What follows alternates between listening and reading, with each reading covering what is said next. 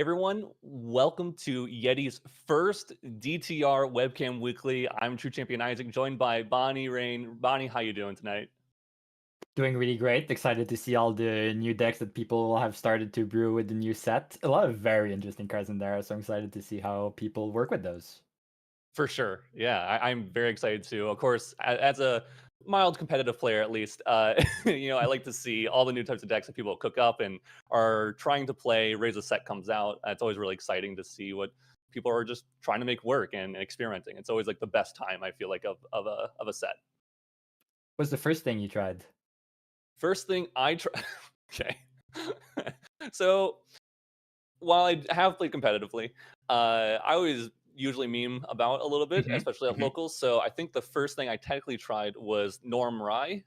Yeah. Uh, that it was okay. It's really hard to plus in Norm Rye. I think there's getting like because you don't really want to use floating, so you have to go for like draw effects and stuff like that. So it's a little more awkward than I prefer it to be. But got some new cards from DTR that allowed me to put them in and see how it went. Didn't go well at locals, but it was fun for sure. How about you? Did you did you try the new what's it called? The Sanctuary, the Exalted Fantasia? Was Yeah, that yeah, part of the Prismatic build? or not Prismatic Sanctuary, Sovereign Sanctuary. Yeah. Yeah, so Sovereign Sanctuary, that's I mean, it's a really, really good card. It's one of the better ones. It's a little awkward and specifically Norm Rye, but hmm because Rye, you want the protection usually a little earlier on. So, Yeah, yeah. but I also did play it in Merlin, and that was really good as well because it's really solid Yeah, in I that imagine it case. can be. I have not brought DTR to my locals yet. We did start it like last week. The first thing I tried building was just like I'm a big water allies. It just like always ends up falling back to that. I try every Yeah, other stuff, but I just go back to water allies somewhere others. So I tried building some water allies CL. I like a lot of the package. Some of my ratios are way off. It's always like that when you start building a deck. But like just the big bodies dot deck yeah, basically. yeah, yeah. It's really exciting. But we'll jump right into the match here, first match round of the day. Looks like we're going to have your preference of champion here, Bonnie. So Yeah, we're looking there to it you is. for some insights on CL and how they play here. But yeah, so we have Neoclax and Yuetsu. I'm going to probably butcher those names, but water here. Yes, Bonnie, what? Yotsu, his deck is something that I've seen before. He's, well, a fellow Canadian, part of, let's say, an informal team. I've been to events with him. We've roomed together, and that's his pet deck. It's blinged out, obviously. He changes it every once in a while. I don't think he used to be on Serene, and it's very interesting. Very, very slow. It's not a fractal deck that we're seeing here. It's going to Terra, trying to grind out the opponent in a pure control way, so much too slow to bring to an actual real event. But some very fun stuff in there. And a very shiny mnemonic charm to start off the game. That's a very nice looking card there. Yeah, I mean, going over to CL's turn here, it looks like we're looking at more of a kind of like partial self mill, nothing like crazy, but doing some mill to get some cards in the graveyard. That way, CL can start banishing them and turning them into omens, which is always really nice. Getting that fractal rain on board turn one is huge. I feel like for any self mill deck, especially ones that really have multiple uses for their graveyard, such as CL. Yeah, it's a lot of values. Water Sail in particular, of the three elements, seems to be the one that wants to get more omens faster. There's a lot more synergies for number of omens and ways to ramp your number of omens too. Let's see how many Neoniclax seems to be running, and I don't actually see some of the more prominent ways of doing that. I don't see um the taunt ally that becomes an omen. I don't see the Forgotten Oubli either. There's the new spell that lets you look at the top two cards of your deck, put one into omen, one at the bottom of your deck, and I don't see that in the list. So there's still a lot of payoff for omens here. There's the new very big Guardian Swing, the Obsequious Blow, that swings for 7 and can tax your opponent for a turn. That card's super cool. I really liked, I really want to do, big swings like that. Usually in my decks, trying to, I always wanted to play Tony and hopefully, use those attacks. But yeah, it's cool that we got the new Oppressing Blow. Dealing 7 damage is crazy. Yeah, I was looking at the list. Yeah, we don't have that Adjutant, I believe it was Yep, the the adjutant, reveal. the Yeah, reveal adjutant for is the the ally. yep, the 0/1 taunt ally. On death, it banishes. You can banish it and becomes an omen. So, um, yeah, it's gonna be Speaking an of interesting match. big swings, I don't see the Lamentation Stole either, which is the big fun CL card that everyone wants to be playing. Yeah, things looks like we're going for high water counts. So, I guess just trying to keep those water counts high. Not sure exactly what, other than stuff like revitalize and cleanse. I mean, they're playing 4 of, so that's a lot of heals throughout and recovers throughout the entire game here. I wouldn't be surprised if we see multiple of those in a row here. Of course, the classic. You always got to play. If you're in water, I feel like almost every deck, no matter what, if you're self mill or not, you're playing your Frostborn Paladins just because of the pure value. And this is one of the first, weeklies after the ban list. So that what we see. So there is no loss in thought, which is going to be cause these self mill decks to play very differently because you can't just get that insane value as quickly as they used to.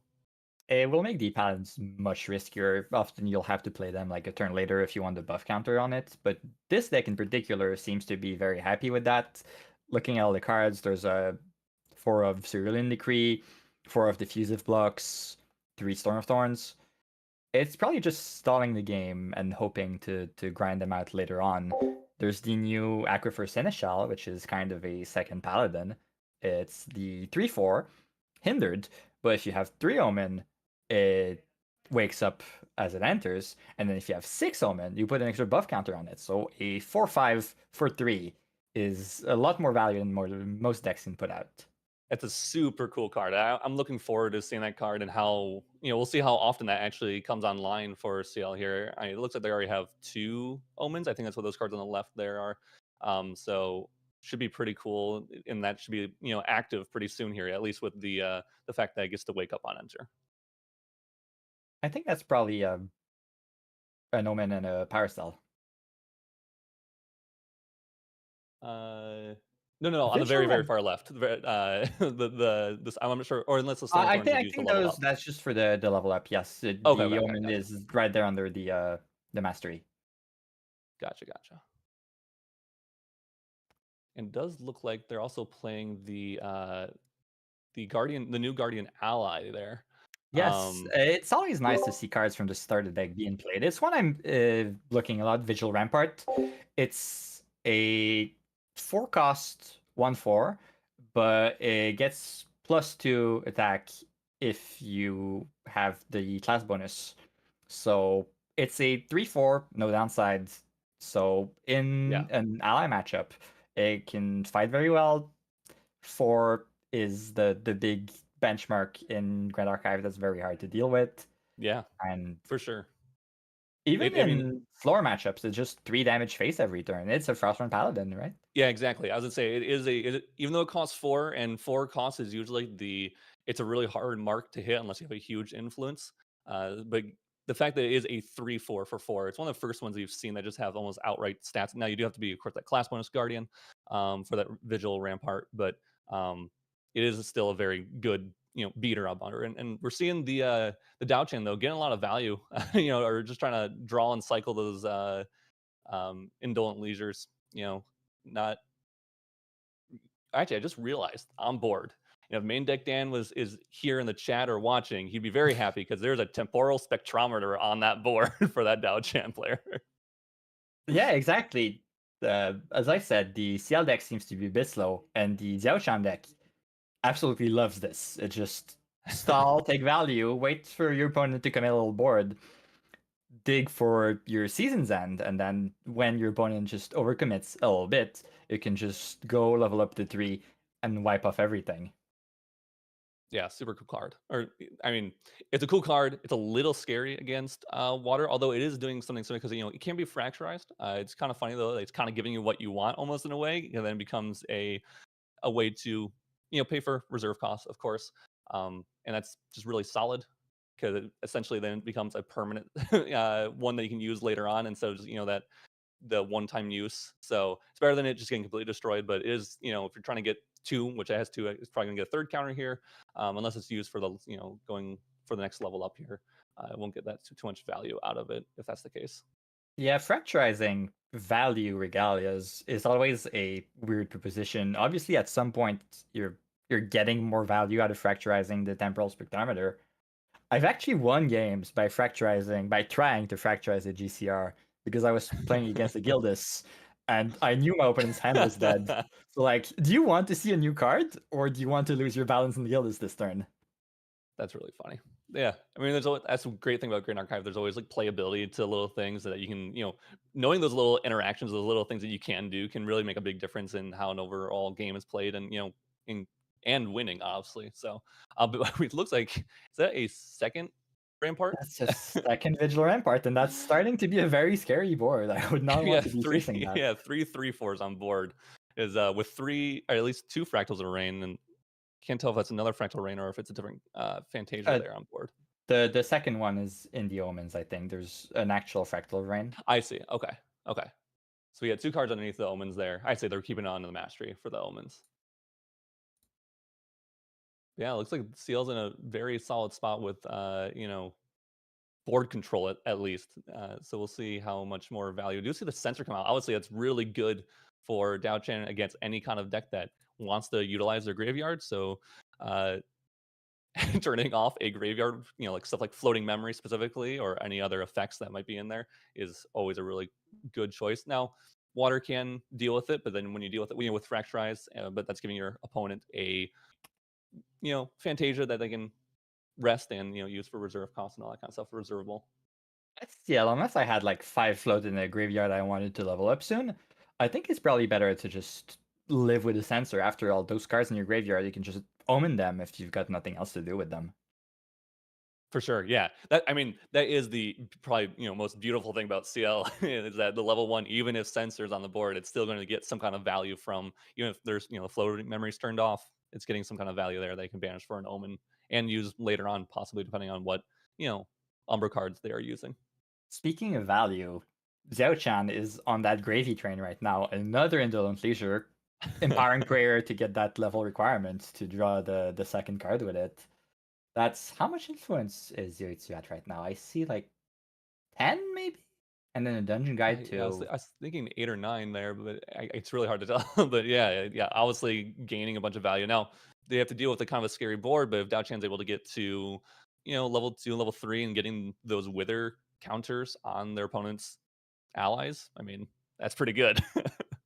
Bit of a greedy play though. We see the dungeon guide being frostbinded, which leaves Yoitsu at a fairly low health total when there's 9 power on the enemy board and the possibility of getting a weapon like we see here with the Grand Aiguille. So Ciel will be swinging for 3 by himself, so that's 12 damage on board. That will be lethal. Unless there's a Yeah. good answer in Xiao Chan's memory. We've seen it with fractals. Xiao Chan is probably always hiding something under there to save herself. For sure. There's a lot of things that can prevent damage. There's swinging outright with all the 3/4s. There's just so much damage from these allies from the CL player. Thinking I'm about a sure response here. what could be there though, because Conjure Downpour is not a reaction. Let's see what other reaction Xiao Chan has in there. All the negates are not useful Obviously, that here. Serene Spirit, which is going to be Oh awesome yeah, to be that does recovered. help. Yeah. The It's good, when but you're still also it's level 1, scary. yeah, when you're still level 1, a significant portion of his deck is still water, so that's a lot of tools you're losing there. Hopefully For there's sure. a second dungeon guide maybe hiding in memory so we can get back some safety next turn. Yeah, if there's another dungeon guide, that's pretty good. It's going to be interesting to see how the dungeon can try to play out of this. They might still have a game plan. Could also just be like a kind of an awkward hand. But yeah, not having access to the Conjure Downpour is actually huge because that's a really good way to deal with all these allies, swinging in every single turn from the CL player. I'm not sure if we don't really see the Lex hand. I'm not sure if he has the influence to activate Obsequious's Blow this turn. I think not. I think he's probably just swinging with the sword. But I think that would have been lethal by itself, right? It's 11 damage. Yeah, that would have been just enough. Yeah, just barely enough there. But we're gonna Vapor Jet Shield Bear, I believe that's what it is. So we're gonna go for a little more self mill. Set our top order. Put the bad cards into our graveyard that we might not want, and of course maybe make it a card that we can turn into an omen. And milling a float. A bit useless right now, but still a way to get different. Oh, and we're going for the Fracturize on the sensor, so we want that float, it seems. Oh, no, it's going on the Oh, the spectrometer. temporal spectrometer. Interesting. So, taking away a resource for them to use to level up makes sense from to do to the Dow Champ player, because otherwise they could just use the temporal spectrometers to use the level up. But now they have to use cards from memory, and if they're hitting any norm cards from their memory, that's they can't use water, they can't use their level 3 Terra cards. So if they hit norm cards here, it's actually pretty bad for them. We do see 2 Terra cards. Two So Terras. All right, that's probably what you wanted to see as Yoitsu. If there had been another Dungeon Guide in there, and that's the thing that was hit, that probably would have meant game over. yeah, for sure. I mean, and nice thing is that here, if you do have the dungeon guide, you level up, you're going to get some stabilization and get those wither counters to help try to maybe slow your opponent down. Might not be too much. We do see the dungeon guide, so that's pretty nice. Got that fractal, which is one of my favorite plays when you have one fractal, or something with reservable, and you put only 2 cards down for your DG, and then you get exactly what you want to banish. So we will see level 3 Dao Chan come into play here. Hopefully it's enough to stabilize for them, but it's going to be really difficult. Here we'll be choosing those objects and putting wither counters on them with the on enter from level 3 Dao Chan. And hopefully, again, like I said, slowing down our opponent. It's going to be really hard because there's so many allies on board. And of course, it's CL, so they're going to be swinging for a lot of damage every turn. Yeah, the big question is if you do have the Season's End in hand right now to go and clear the board after this, because paying the 1 per object on the field to keep that board is not even a question for CL. You just go hands down, keep everything, swing for everything. Yeah.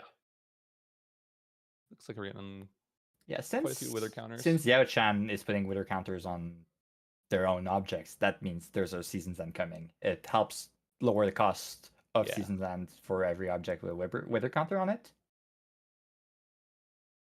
I think that's what we're seeing played, the CSR version of this of Season's End. So very nice looking card there. uh, looks like most things are getting destroyed. So Yeah, Xiao CL Chan gonna be has looking. some very nice looking foils. Yeah, I will be honest. I haven't played with many of them. I mean, I don't usually max rarity my decks. The only card I have at max rarity are my Gelduses, of course. But as most do, obviously.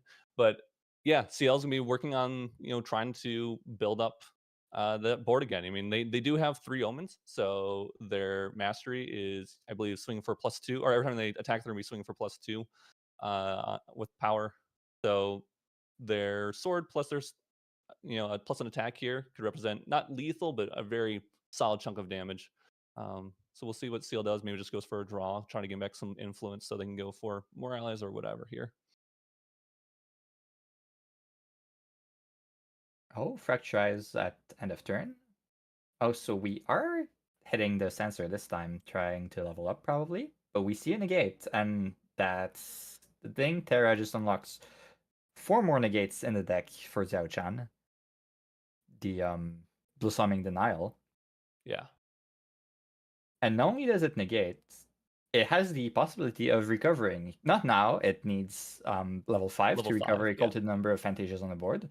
So not getting any recovery here, but it's something that CL needs to keep in mind. You can't just grind down Zhao Chan because there's some healing left in the tank. Yeah.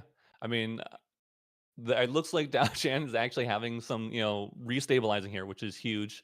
Blossoming Denial, like you're talking about, having that negate online as an option now. Not even though you've Serene, lineage released and recovered for already. So you do not Dao does not have the ability to use water cards. They're strictly on the Norm and or Terra plan here. But yeah, we see CL bring out the new looking Bulwark Sword. I love this art for Bulwark Sword, and just going to be again just most likely attacking just face every single turn. They're on the opponent's champion every single turn and just trying to push damage and banishing those omens at end step. Uh, to gain as much value as they physically can here, and with each one of those swings. It's very hard for Zhao Chan to deal with just a weapon swinging, especially since the lineage release, not having access to water. Pretty much the only answer in the deck for a weapon is Fracturize. So you lose access to that. You lose access to Song of Frost that you're not actually running right now, but it's an option in water. So you need to either recover or find a way to actually beat CL before he just hits you with the sword again and again. I love that about CL. It's just like the inevitability of every single turn I'm going to be swinging for 5 to 6 to 7, 8 damage, whatever, And if you don't have, like you're saying, if you don't have the recover, it's just there's nothing you can do about it. We do get the In fast here. water, yeah, faster helps a little. It gives you another swing for now. And thankfully, there's only 2 weapons in the material deck for CL. So after you're done with this swing, you're done. You're not playing against fire. There's no Tempered Steel waiting to give some more durabilities. We see the Condemned Trinket, one of the ramp option for omens that every element of CL has access to. It's a kind of backup charger. You can pay 3, banish it, and it lets you omen one of the cards in your graveyard. Yeah, So it's a here, very this cool card. puts you at 5, so you're now at +3 on all your Yep. attacks with CL. We're up +3, And so you draw into obsequious. memory. Yeah, which is obviously huge because and there I was just about to say, obsequious blow is online here. Costing only for 5, I believe that's what that is. So swing for, I think it's just 10. Probably not using the Bulwark Sword here. So putting Dao Chen to 13, I think, unless they were able to pay with the sword. I don't think they can here. No, I think there's only... Actually, did he pay? I see a lot of cards down for... I think the blow should have been only 4, so maybe he paid for it? It depends if they have 5 or 6 omens, because obsequious below is cost 10, cost 1 less for each omen you have. So if there's 5 omens, then it's going to cost 5. Okay, so did not have the cards to pay for the Bulwark Sword. We see 10 damage, we draw into memory, Cool. and there's potential lethal on board for next turn. Yeah, very solid. Dao Chen's gonna have to try to find some, got the backup charger, so getting that influence back up and trying to gain some value here. See if they can find any way to recover, any way to protect themselves from next turn, because they know that Bulwark Sword is gonna be swinging for 6 damage, just passes. So holding up something possibly here, whether it be a negate,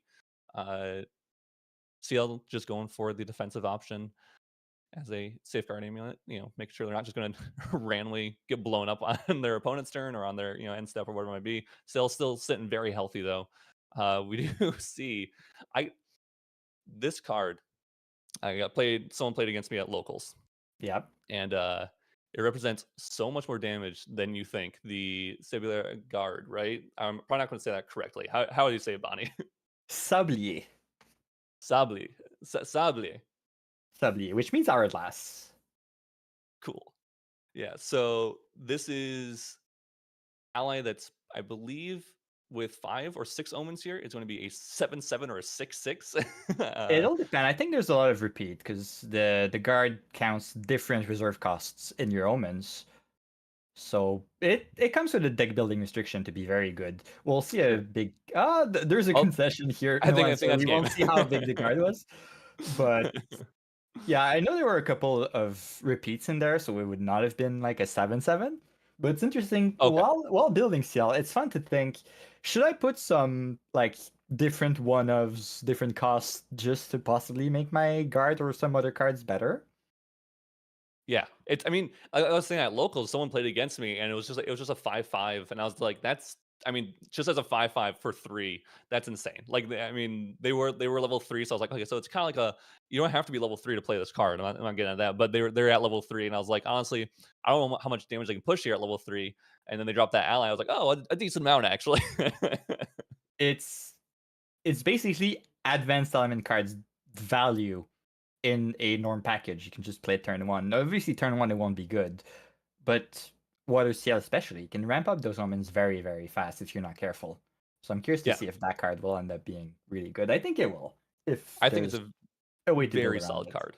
Yeah. I mean, even the second you get 2 omens, it's a 3-drop 3/3 in stats, and that's already above, average for an ally. So as soon as you hit that mark, it's pretty much worth it, especially if you're going for a plan which looks like this, uh, Mhm. Neon is planning on doing, which is just getting these big allies on board and making it kind of like a weird water allies player. A little bit different, a little bit more mixed in, attacks and stuff like that with the obsequious blow. And also they have a couple savage smashes in there, so going to be swinging course every single turn, like we are mentioning earlier. But yeah, having those vigil ramparts and having those guards and having those paladins are all just such big beaters every single turn. Speaking of having different costs, I just noticed the one of Scry the Skies in Neonilax's list, which I think is there for exactly that. He needed to find a good one cost card to put into the graveyard and maybe omen it, and that's what he Yeah. settled on. Scry Guys is kind of a funny one.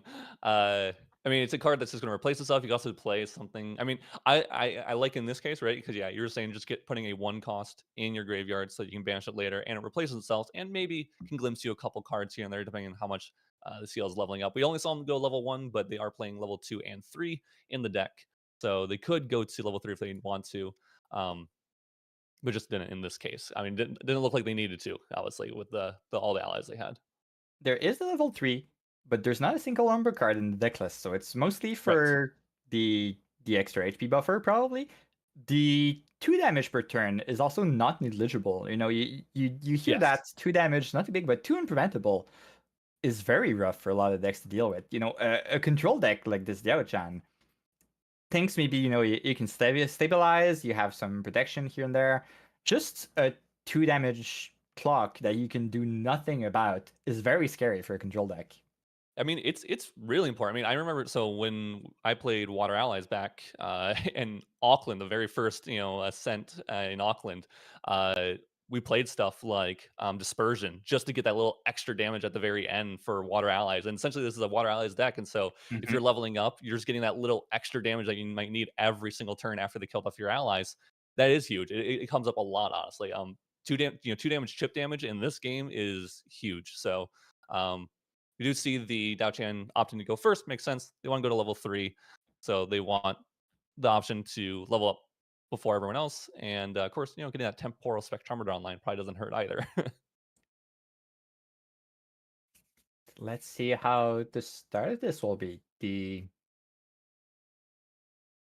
Yeah, we did see last game Neon had the Fractal Rain start, so doesn't look like usually it's a instant turn one. You play that card because it's just so good and it has so much value.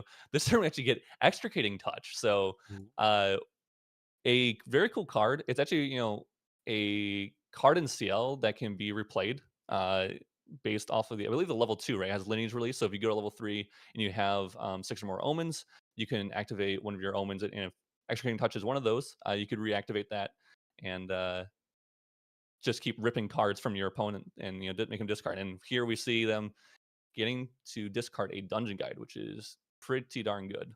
It's obviously a very good card. It's an interesting choice here because CL did just get a new card with a very similar function. Yeah.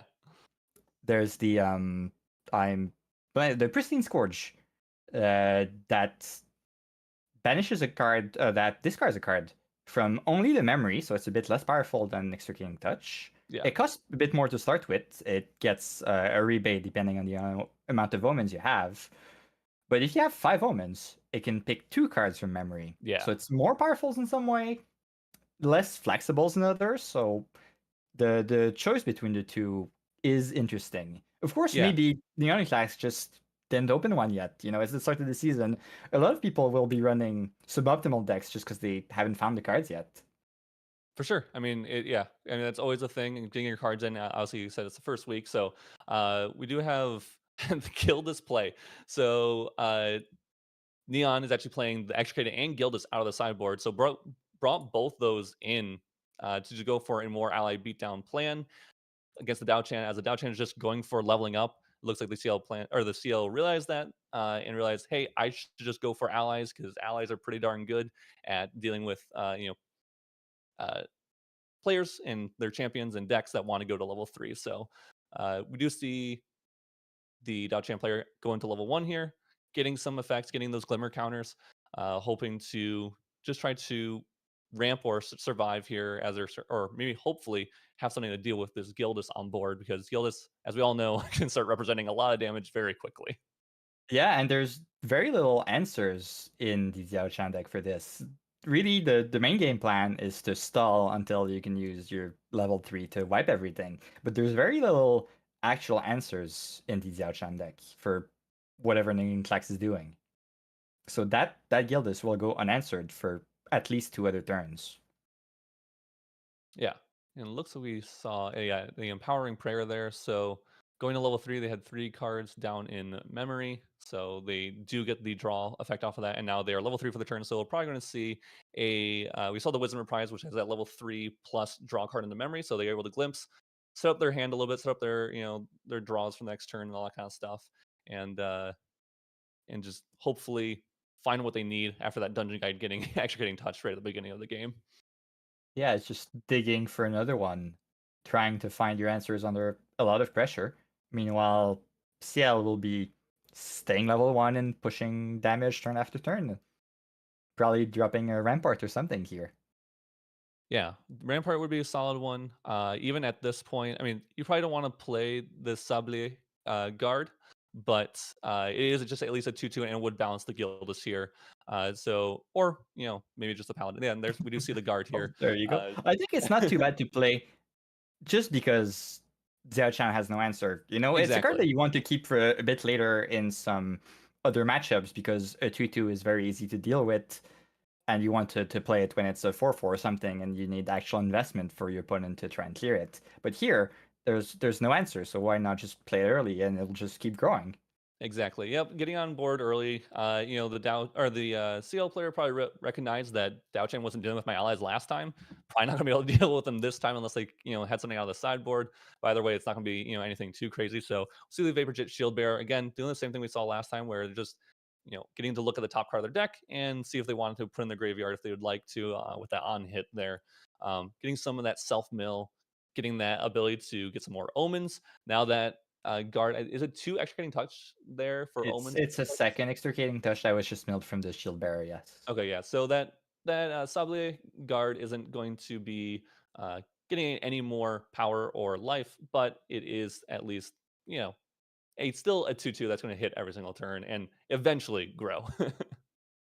It's also nice to see the shield bearer again. It's a card that we haven't seen in a long while. It was great in Nico, but Nico fell out of favor a lot in the few recent metas. So now CL seems to be bringing it back, and it's a good choice. It's especially in an ally plan.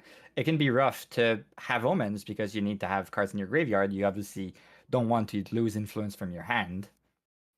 So having different ways of milling is exactly what CL needs to keep pushing out those omens. Because obviously your allies are on board. You play them, and you don't put anything in your graveyard if your opponent's not killing them. Obviously. Yeah. Yes, I was looking at Nico at the beginning of all this because I was like, some more guardian cards. I should double check to make sure, especially water guardian cards. I should double check to make sure that Nico doesn't have some broken combination. There are some cards that actually do facilitate more Nico gameplay, which is always cool.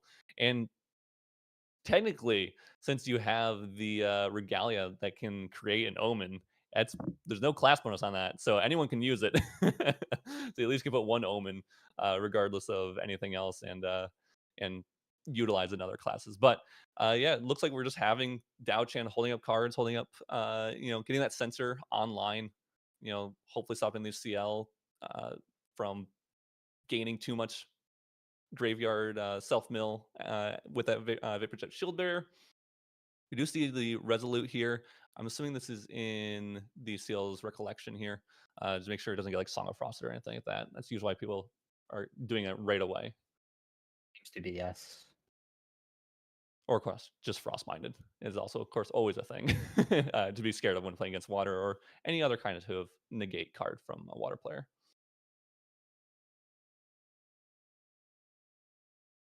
So there's still a possibility of pushing 1 damage with the Gildas. The Vapor Jet cannot mill because it's on hit. It's not as good as the Tidestone Bovine, part of the reason why Nico has been pushed out of favor by other mill decks. We do see a Savage Smash, and I believe that's just an Omen directly from hand. I think that's what that is. I think it's just an Omen from hand, which means that Ninetlax wants to keep reactions open. You could always play it to push yeah, 3 more damage, damage on this or turn. at +1. No, you'd be pushing 2 damage, but that means putting a lot of cards down, and here losing 1 card for no value is apparently a better choice than putting your hands down to whatever your opponent is doing. If you can Frostbind the Dungeon Guide again, that's it might be very much better very well worth position. it. Yeah, yeah, it is interesting. There's always, of course, again, like I was just saying earlier, Neon's, it's a water v water matchup, so Neon's still respecting possible negates from the Dao player.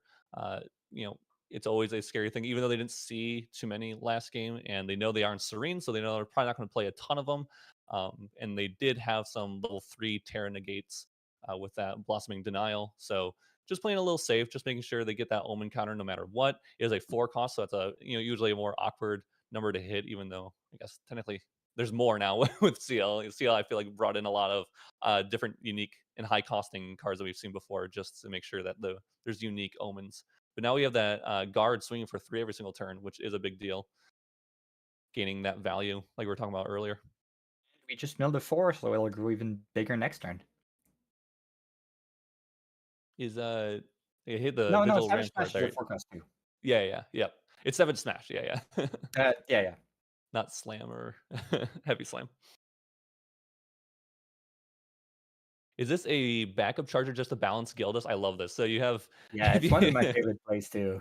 Yeah. You have 7 cards in hand. You can just use backup charger's ability in your main phase, and it will put 3 cards down from hand, keeping 4 cards left in hand, and you draw a card into memory. So you have 4 and 4 balancing the Gildas and allowing this CL player to also again hold up interaction again on their turn. So putting the Dao player to 21, so 1 off lethal here is what it's looking like.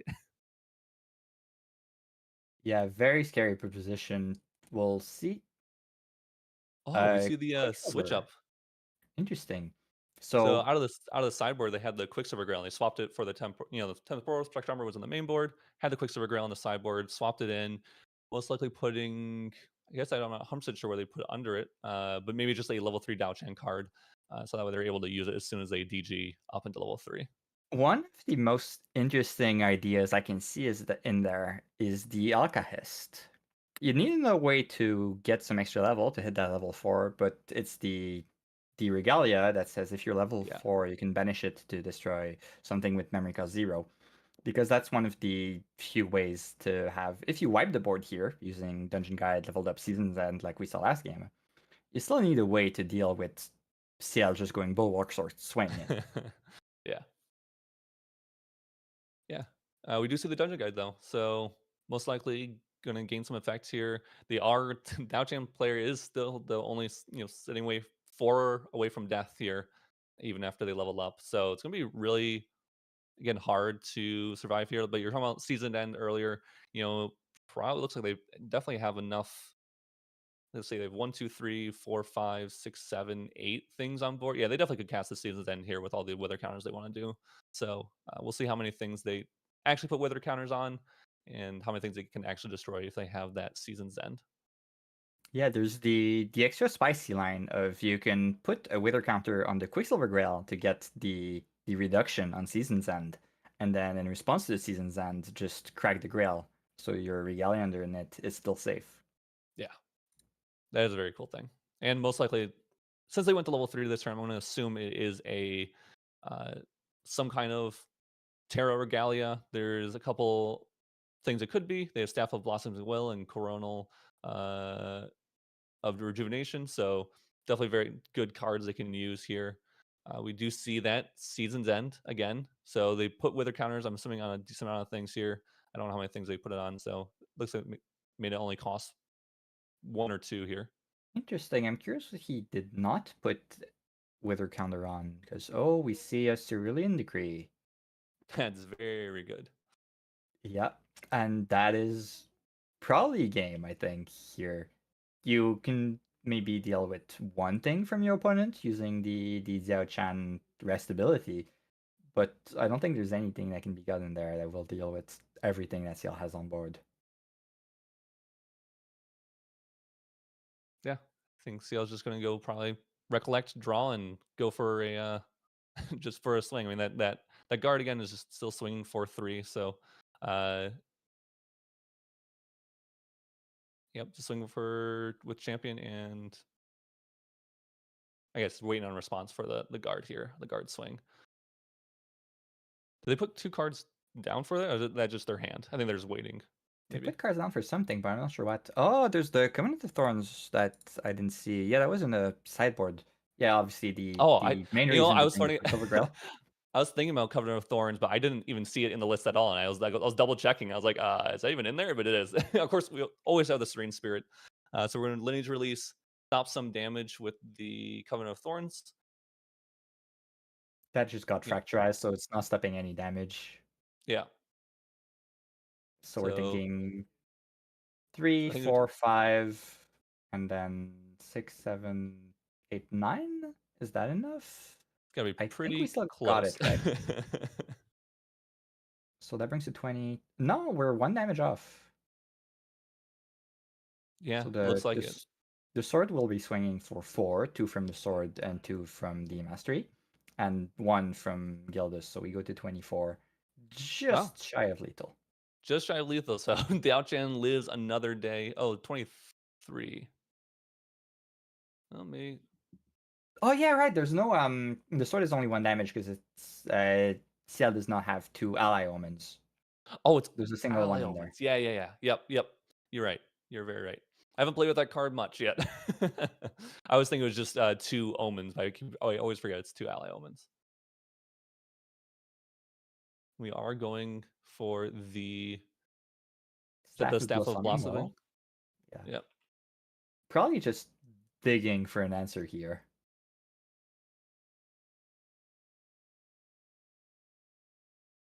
There's not enough flower buds to do anything with that.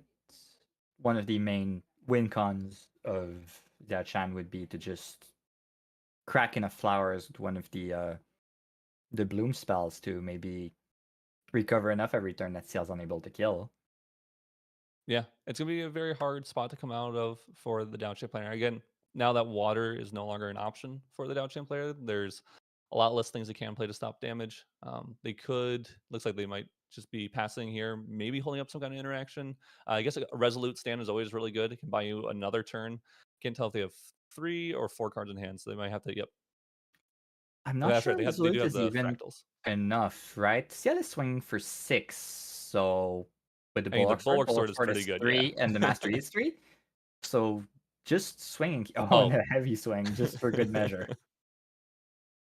Yeah, that should come through enough here. So that's coming for 12, 9 through the Resolute stand. That's more than Diao-chan can take. I don't know if they can use the Bulwark Sword with it, but Maybe just keeping cards in hand for the just in case there's a negate of some kind. sure. Yep, but it does look like that is game. So we do have CL taking it down pretty handedly with a allies like deck. Pretty cool. I like it a lot. I mean, just using really basic stuff, like not really using a ton of CL's power and strength that people expect from the level 3, and just using it as a decent value engine for gaining damage, right? So getting that, using the mastery and getting those increased attack and swings every single turn, and having just like we were talking about earlier, just big dudes, allies on board that are swinging every single turn for a lot of damage. One card I'm really sad not to have seen is the new regalia for WaterCL, the Confidence Out. Yes. It's very slow, but it can get a lot of value. It's the whenever you omen something, you put a counter on it, and then you can pay to rest it, remove 2 counters, and draw a card. Yes. And Uh, just it, the it's a ideal magical word of going Excalibur, cut PD out, omen something, and then you start drawing 2 every turn. Yeah. It's magic if you get it. I think everyone wants to have that play.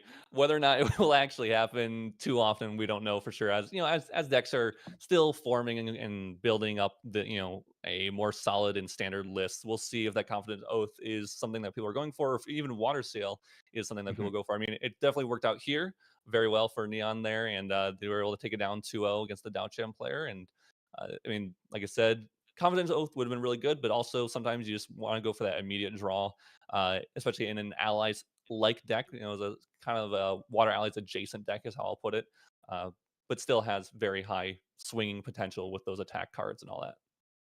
And that's the big problem as we get more and more cards with the new set. Those material deck slots are in very short order. There's always more that you want to put in there than what you actually have room for. Yeah. Uh, More now than I mean, every single set, it's going to be pushing the boundaries of like how many cards you want that like what cards do you really need in your retail deck. I'm sure we'll hit a some eventually some kind of number where it's going to be like, okay, no matter what, I just need to go for my game plan and maybe Mhm. play a little less defensive, or maybe it's like, all right, I'm going to go for full defensive because all my game plan is in my main deck, and so I don't have to worry about going for any of those swords or weapons or anything like that that are going to take up space in my material deck. So it's going to be interesting to see how this works out. Obviously, swords really important for CL. Allowing them to really utilize their mastery every single turn is really good. I'm curious when that'll switch would be, because for now the meta for material deck has really been more defensive options. Everyone's running those safeguard amulets, those tariff rings. They're pretty much required if you want to survive some of the faster decks out there. So Yeah, I curious if mean, we'll see a Safeguard switch. and Tariff Ring, I feel like will always be on the docket of Yeah. possibilities to put in because there's just so much value in buying yourself one more turn. And in Grand Archive, I think just buying yourself one more turn is so important. So many times I feel like when you sit down and play against someone, you're like, man, you're dead next turn. It's like almost always not even like trying to be like, oh, I definitely had you. It's like it's more like you're sitting there, and you're like, wow, I really almost had you. Like every single Grand Archive game with Grand Archive feels that way. It feels so like close, which is really cool. I think it's a testament to the balance of the game. So hopefully it doesn't happen too much, or keeps up here in DTR. We don't see any one deck that just absolutely destroys everyone else. Yeah, so we've seen the first new deck of the format. Is there anything you're hoping to see in the next rounds? Have you tried Diana a lot? Is that your type of champion? The So new I think Diana. CL is more of my type of champion. I did play Mhm. Diana. I did play the starter deck. I haven't built out. Well, I'll say this: every single set, I try Water Self Mill Diana, Yep. and Water Self Mill Diana did get some support, so I'm sure I will try it out. But I do like CL. I like the mastery. I like the like I was talking about earlier. I like attacking every single turn with my champion. That's something I just want to play as. I tried to do it with Tony. It only kind of worked. CL definitely has a better cards and better deck and support for that Mhm. type of game style and gameplay. I I'm usually not the biggest fan of Diana. I really like being the player with the answers, not the player putting the pressure on. Yeah, I think I think it'd be very good. So before we do that, we'll probably before our next round we'll go to break here. Allow everyone to rest, use the restroom before our next match here, and but we'll see you back in a couple of minutes. Yeah, around 10 minutes left in the round, so see you guys soon.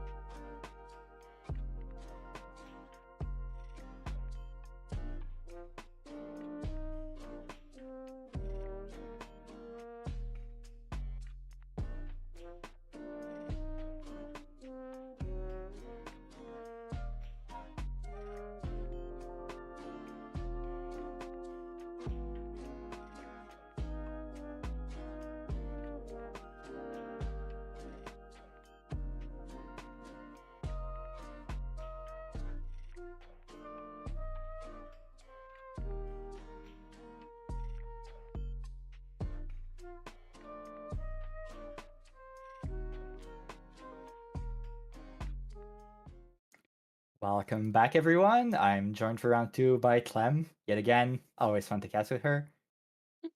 How you doing? Hi. I'm I'm doing pretty good. Finally got to touch some DTR cards. I haven't done it in actually quite a while. Like when his set comes out, it usually takes me a month or so to get some cards. So it felt very nice to finally be back and be able to see the cards and Yeah, seeing them in action last round. yeah. Then DTR has so much good art. I love the Yeah. art direction for this set. I'm not the biggest card buyer either. I may get a box from my LGS to support them, and then just get some singles. Yeah, no, it's the same for me. I also I don't even have an LGS currently, so I just borrow everything from Tyler and then play with them. But for this set, I also been excited, not because of the frogs, obviously. That's like Yeah, all yeah. cool and all is amazing, but it wasn't the frogs. I've been very excited for the specters because the specters Yeah. one, the art is awesome. Mhm, Two, mhm, obviously Ryle and everything is mhm. just good, but there's some fun things I think that you can do with ephemeral specifically that can be So explored very well. is except for the frogs, because they're frogs, is one of Spectre your favorite card in the set, or you have a random one of out there that you're just really Ignideus love for is no my reason? favorite Yeah. kind. Yeah. It's I feel like it's such a just straight up very good card. Mhm, mhm. It's hard to obviously you need to be able to play it and it has as there's always something that's up with a card, but Ignideus is I just really love it because I usually play level 1 deck Yeah. and that card is like made for me because I just play the card, get my game plan going, and I'm very very happy. So that has to be. What about you? What's your favorite card for the set? I I I think it's the confidence out, the regalia that draws cards. I'm a big control player. If I can just sit back and draw more cards than the opponent and just beat them that way, I'll be happy with that. Yeah, I think that both of the Guardian rings are also very cool. The wind one too. But Yeah, the win one is very strong, I think. If there's one yeah. card that I want to try that's not necessarily good, but I definitely want to shove in the deck somewhere and see if I can make it work, it's the Devious Welcome, the discard spell that says you can only play it in the opponent's recollect, and you name action or ally, and they have to play Yeah. that type, otherwise they discard from both hand and memory. It's Yep. so fun to play around. It's this nice little mini game that we haven't had a lot of yet. Not a lot of GA cards yet are mini games in and of themselves, but that's a very fun card to play. Probably not to be played against, but that's another question. No, So yeah, I I want to agree. play that somewhere. I agree with you absolutely. The other thing, I think there's a lot more cards like that in this set that are not like necessarily good but very fun. Yeah. Uh, The I think Rictus it. Tithing is a fun build around too. The one that says like you reveal the top two, and if they are exactly 8 cost, you draw both. Uh, Yeah, I think that's so weird to build around, but I want to do it. yeah. There's the other. All of the suited cards are like kind of goofy on their own because you Mhm, need to mhm. play around with the costs, but the idea is very fun. Like it's more of a fun deck, I think. Less of a competitive deck, but I do think that it's very very cool and could be awesome. I think full suit is probably a big commitment, but there's probably room for a little like package of a couple of them, and they're still decent even if you don't have a full board, so all the ability costs are zero. Yeah, no, you're right. It can be splash because there's also some that cost like one or two by default because they're Mhm, suited mhm. allies in the deck. And yeah, the one thing card I really like is Chateau de. I am I, Yeah, try it, try it. Chateau I de won't ask. Creux. Char. It is a I'm. fun card. It is a fun card, but it is also it just completely goes against my favorite archetype of just playing Mhm. buff counters. Like, but it looks fun. Like if we get even more cards that put buff counters, which we got a bunch in this set with specters and suited both. Yeah. But if you And have even just Paladin is always in the meta, so true, it's always a thing you can play around. it's cooked. Probably not And worth it to put that just for Paladin, but it's a domain. Maybe just we see domain Tenoris again, and they just have that in the deck because why not? yeah, I think domain Tony with the or just the siegeable domains in general is Mhm. could be very fun. Unfortunately, my brain is not as big as Jimmy Lay's, so I need him to get back on it, please. Abandon Jin, come back to the good old roots. I know CL just came out, so probably he's gonna be playing around with him for a bit. More of Yeah, the just fun swinging part. for a lot is definitely what Jimmy seems to want to do. Yeah, but he does it in a fun way, right? Because there is the Shadow Strike Tristan way, which is very solid, very reliable. That's obviously why people love it and play it all the time. But it's not as fun as sacrificing 10 domains, getting swords from them, and then just swinging with it.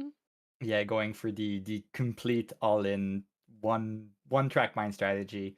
Speaking of, I'm curious to see if we'll see a comeback of the Elysian Astrolabe build for Arisana. Because we got I'll a be lot of cards in DTR that just says banish some regalias from your material deck. So you Yep. just accelerate that strategy by a lot. Is it good? Probably still not, but I want to see some of it. We can, I mean, playing your whole deck is gonna be good every single time, right? Especially since Polaris still exists, so just Mhm. free Cosmic Bolts a million.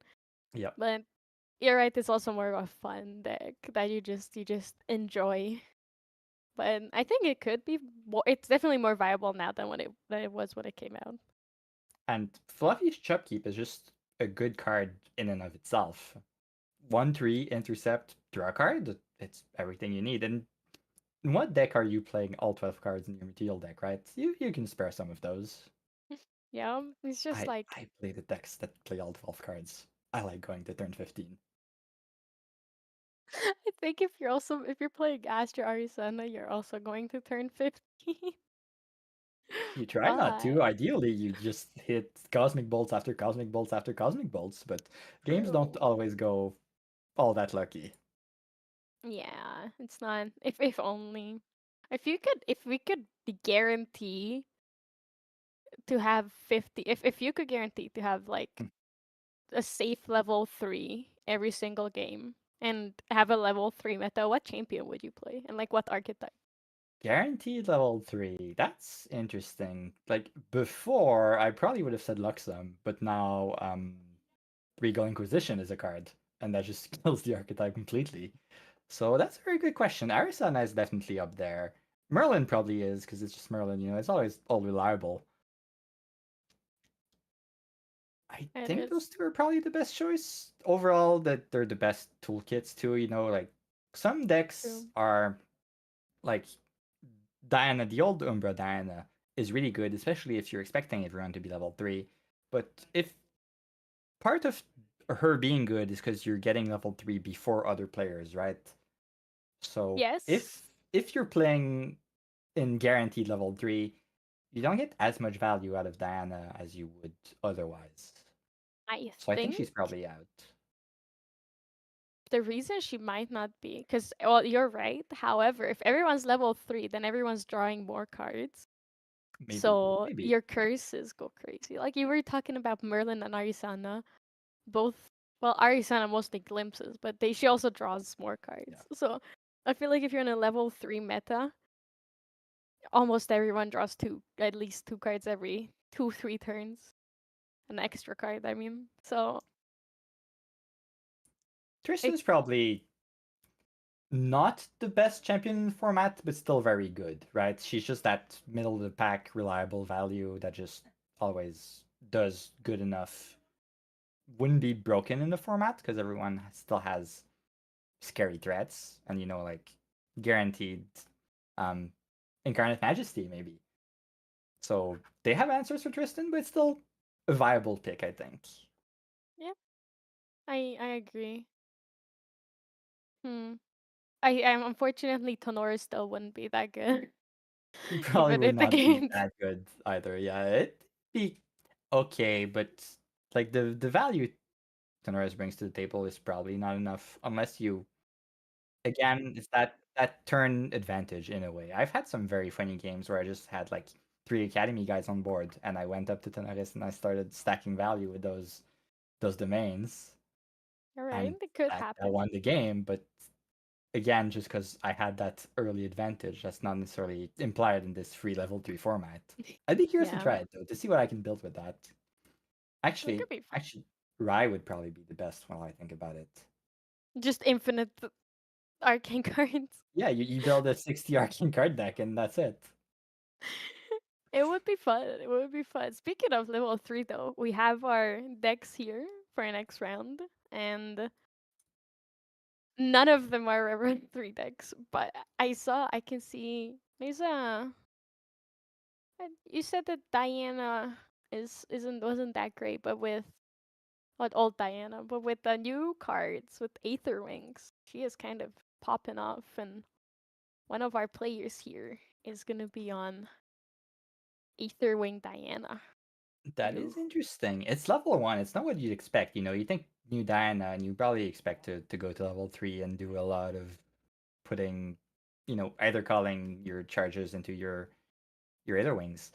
But this deck stays at level 1 only. It's a purely Water Allies deck. It's neutral land has been playing Water Diana for a long while in various ways. So obviously he'd be trying the new one out. But usually he went to level 3 with the old build, even if it's not the main game plan of the deck.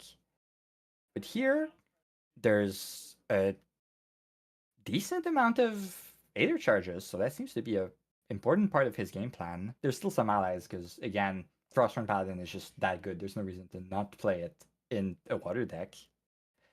And then you have some frogs in the deck, so you'll be happy. Man after my own heart. I love frogs. These also, I think that bullfrog, as much as I was talking bad about it on when it was first revealed, I do like the card. It I is I think it's very fun. playable. It's never the Yeah. best card in the deck, but it's a good core piece to help you do what you want to do. Meanwhile, on the other side, we'll see Fractal Zhao Chan, a deck that everyone knows and maybe loves, maybe not. It probably depends on the person. But fairly standard build. Let's see if there's anything new in that deck. I'm Look, same old, same not old. seeing anything new in the deck, so we'll see how the new cards face off against the old standard. Yeah, it's the same old, but what is missing here, and what I think this matchup will be fun to see, is that it's not an allies deck. There aren't many taunters here. There's just the Frostborns, so we can see the Aether Wings actually be used and have that massive single bow shot or Aether's wing shot Yeah, and that very goes few off. answers for Zhao Chan. The only way usually that Zhao Chan would be dealing with those weapons is a Fracturize, but most of the good Eider Wings have Spell Shroud. Thank Although the Neutral End seems to Cossards. be running the other water one that's been printed in the main set, not the starter deck one, the Mana Cascade, which I'll be curious to see how that fares.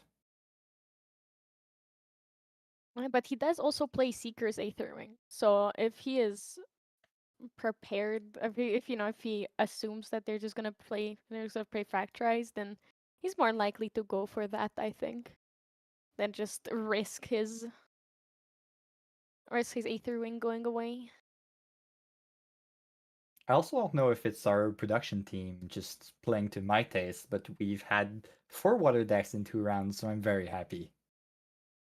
A man after your own heart.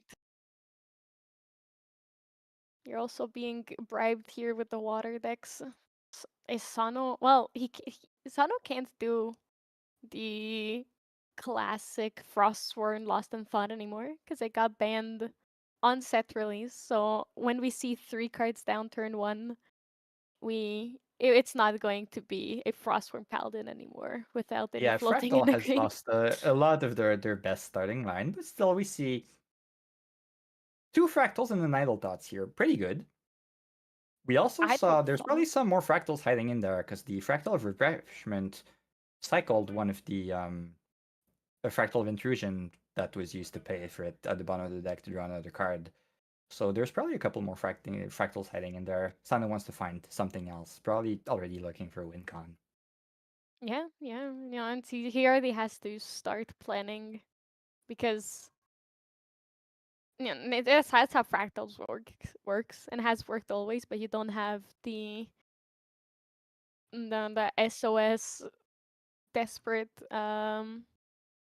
lost on thought anymore to just draw more cards if you're in a tough spot. So he needs to be setting up his plan, and I think that's why idle thought is also kind of more used now because you need to plan ahead better than before. It's also just 1 cost floating memory, so good for your Yeah, Frostworn. in Water, Idle Thought has gotten a huge surge in popularity. You know, it's always been considered at first almost a meme card. You know, it's the card that comes back in every starter deck. But now people have realized that it can have a lot of value if your plan is to mill yourself and you really want to be hitting that float. Yeah. So it seems that neutral end just drew and passed, which is very The scary, new I think, if you saw no. the new Diana is very limited in her opening lines because you always want to have a card that gives yourself distant to get that Creator Wing on your level 1. So you're pretty much always just passing and then playing some kind of fast give distance, be it backstep or something, in your opponent's turn.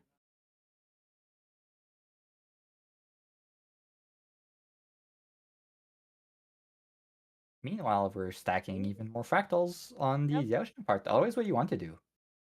Yeah. Oh, is this a fracturize and something else going away? That's Yeah. that. Is do you think Sada Putting will regret fractures at the putting that bottom. fracturize away? Well, that's the thing, right? You don't know what your opponent is playing. You see a water spirit, a pass. It could be a lot of things. Could be some water allies. Could be Dana here.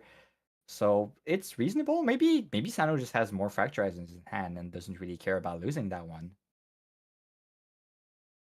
Or maybe, you know, it could always be the calculated risk of I'm doing good. You know, I have 4 fractals on board. I'm playing a very fast deck. You know, Fractal can put out a lot of damage very quickly. So maybe it's just that gamble of I'm going all in on my plan and I'll be killing you before you can do anything about it. Yeah, just outpace your opponent, which is very reasonable. Oh, there's the frog gone. To be fair, he did his job here. Into fractals, it's not a very good card.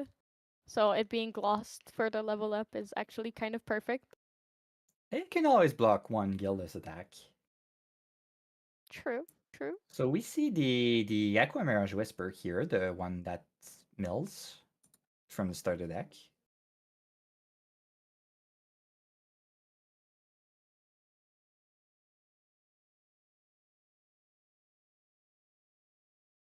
Mm, The bottle cap being used as a distant marker here for anyone wondering because distant is lost at the end of your turn.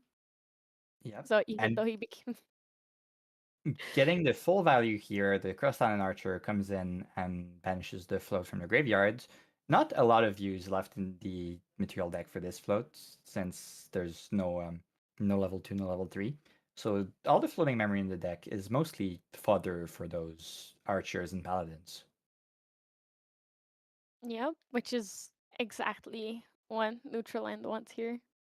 It's still, there's so many cards now that give you distant based on floating memory. So even though he's not leveling, and that also might be why he's not really leveling up because he can just use it to push even more damage. Yeah, and something that will be required, because while you do have some answers as Diana, you have some spells. You're not actually running any Frostbind, but there's the Dissuading Aether, I think, is the Negatator charge. It And uh That is No, the chain charge is damage the one. negation one. Yeah, Yeah. chain charge is the damage one. But there's not that many interaction pieces in the main deck. There's the flash grenade in the material deck that can fully negate a burst asunder, but that's a lot of setup that don't necessarily have time to do. So we'll see if maybe just racing with allies is the better plan here. Yeah, but you also like permanently want to be distant on Diana, so I think Flash Grenade is a lot more reliable in this, because like you said, you want to be distant as you level up. So the deck is focused on giving distance to your champion and allies both. So it's not that much setup here. Oh, So we play, I think there it that's is. the Weaving Mana Stream, the very recyclable Aether Charge. It's whenever you use it to pay for a memory cost, it gets loaded into an Aether Wing. Yes. And then you shoot it and it goes back to the graveyard and you can pay for a memory cost again. Rinse and repeat. So infinite value, theoretically, as long as you can keep having stuff in your material deck. And we do see that flash grenade. It was. Yeah, it is very, very. It's a very, very good card. That is the main defensive piece that Neutraland has in his material deck for whatever Fractal is planning to do. And that might be the first reason that Sano has to regret putting that Fracturize at the bottom of the deck, because now will just stay there and delay whatever win that Sano can find. Yeah, it'll force Sano, force the.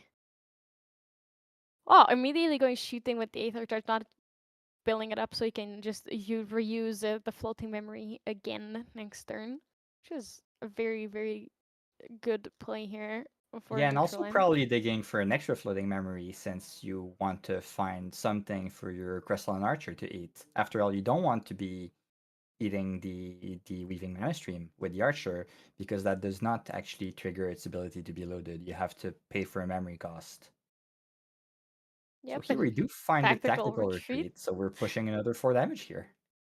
Yeah, that's exactly what he wants to see here. That he has all the cards, all the damage, immediately pushing it as well. Did you see what the Aether Wing went into? Because I believe he did have 6 damage at the beginning of turn either. Unless I missed it and he had less damage counters. No, I think either wing went face. 4 from the Crystalline Archer in the past turn, then 2 here, and then the other 4 now. The math adds up now. That's a very scary archer. Yeah, if it's not dealt with in this deck, Crystalline Archer is very powerful. I would argue it's better than Frostworm Paladin. And it in this pushes more specific damage. deck. In this matchup, it's definitely better. The big advantage that Paladin has over Archer is that it's much tankier. You know, Archer by itself is just a 1/3. Yeah. That's so it's a 1/2. That's why you're right that it's less tanky. It also doesn't have intercept, so it's a better damage dealer. But overall, in other matchup, in like an allies matchup, it's definitely not as powerful. Even though I do also feel that since it can take out the paladin on its own, it's a very good trade fodder. So here we see the change charge that I mentioned earlier. It's not as strong as a Frostbind. It negates unless the opponent pays 1, but it also gets loaded into the Aether Wing, so it pushes the extra bit of damage. Yeah, there it is. That's game so fast. It went by That so is game. quickly. The Frostworm Paladin comes out from the Crystalline Archers. Usually you don't want to be eating the Weaving Mana Stream with your Archer because you lose on that value, but if it gives you the game, then of course you go for it. Yeah, it's like I think he did the math and had the Frostworm Paladin even before he played the chain charge. Let's look at sideboards though, real quick. What do you think is coming out and in for Sano? It's a good question. Sano has, well, Terrafring and Song of Frost probably both go in. Very good answer that will help you buy some time. Chill to the Bone is also great answers to allied strategies, being able to kill pretty much anything in this deck. Yeah. So even Awakened Deacon probably will be put in. Anything to just, again, just buy a couple of turns. If you can just get your fractals down and burst asunder, you win. So you need to just find that time. And anything that buys you one more turn can be the difference between winning and losing. On the Yeah. other hand, in Neutral's Land list, I don't see a lot that's really required to be put in the sideboard. The Yeah, I Quicksilver also Grail is okay, it can help protect your smoke bomb, but I'm not sure I'd even put it in since the Grand Cruiser's Ring gives you a lot of value in this matchup since you want to be the aggressor. There's a Nullifying Lantern, always a useful card, but not in this matchup.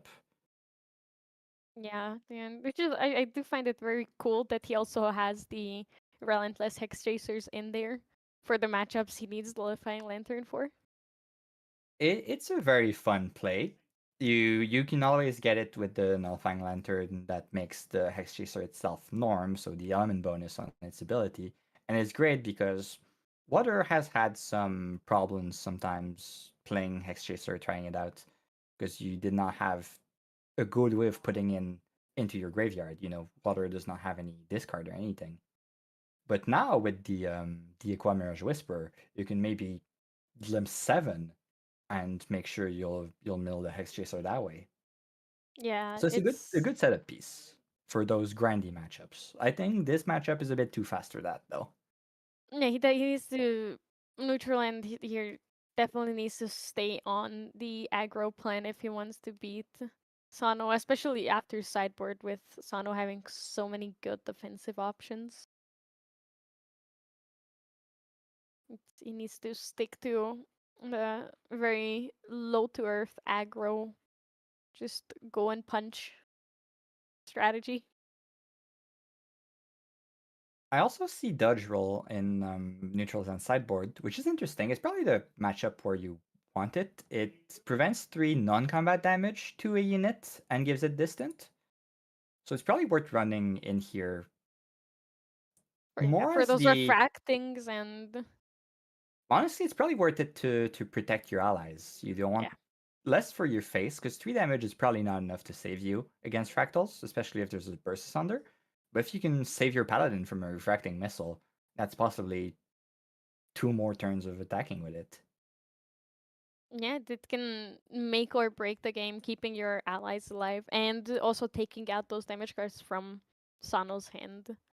Or like your opponent's hand, but in this case specifically Sano's hand, like you can bait out the interaction very easily with it because it's also one cost card, and I think many people forget that it exists because Ranger was kind of out of the meta for quite a while.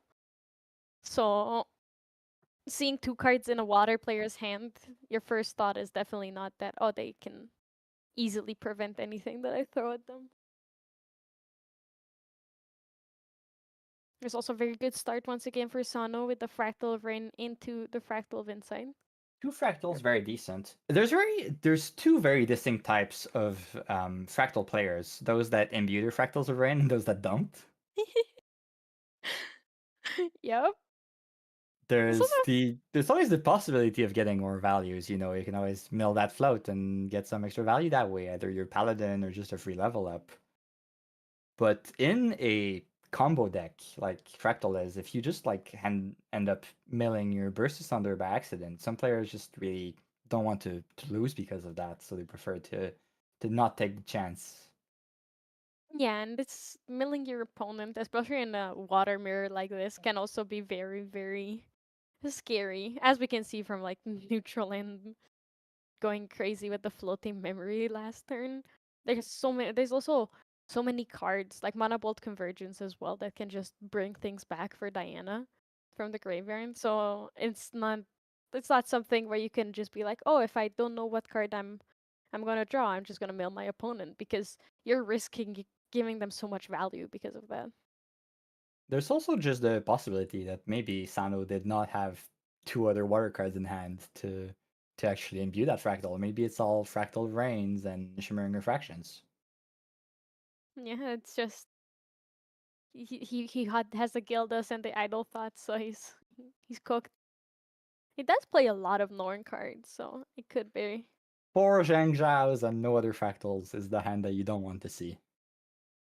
Yeah, it's not good value. Though arguably in this deck, this matchup, the recover is not too bad. The You know, recover is indeed pretty useful. You always want to draw more cards, obviously, but sometimes you do what you have to do to survive. surviving's better than what are cards good for if you're dead? You know. Let's see what will be played here. Normally it'd just be more fractals, and that seems to be the start. Yeah, it's just more fractals. The unstable fractal coming out and passing for a turn. I think I might have glimpsed a fracture as there in Sano's hand. Hard to tell with those camera angles. Yeah, obviously, Don't want to show if your hand to anyone's opponents. yeah, exactly, if anyone's unfamiliar, we see the exact same things as the players see. So if we see a card, the opponent can also see the card. So it's for sure not optimal to show anything off here. There's the distant again.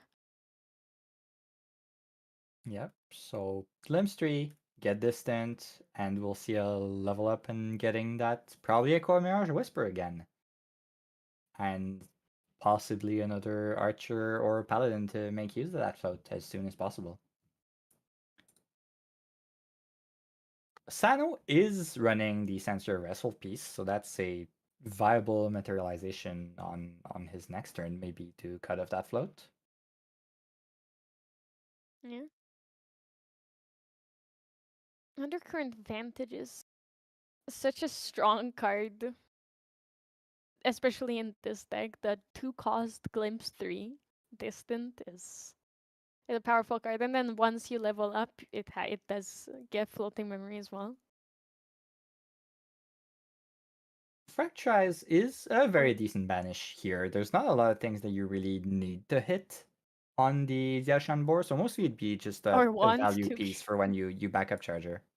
Yeah, you don't want to give them extra fractals, so the only time I think that you would use that in this matchup is to fracturize your own power cell token.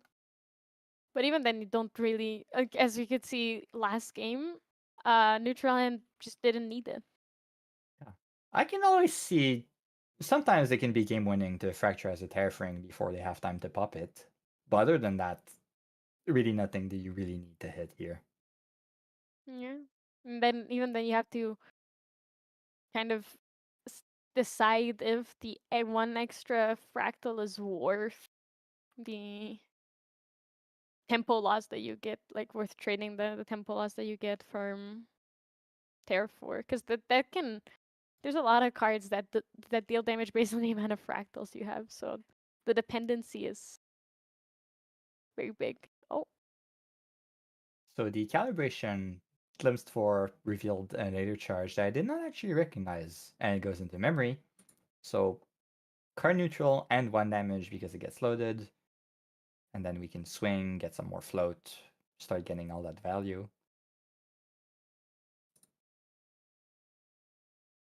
So this is coming for 3 damage, logically, since we're still distant. one, yeah, I believe it is still 3. There is the durability goes away. Glimpse So for we damage need plus most of 1. those cards, but it's always good to dig a little deeper. Hopefully we find a float. Yeah, And you can then we also have reorganize. So you can 3 get. cards left in hand, so probably not playing Yep. anything else this turn. You don't want to. You Oh, just no, keep your all interactions bottom. open. Yep. Oh, all bottom. We want to gamble for a float.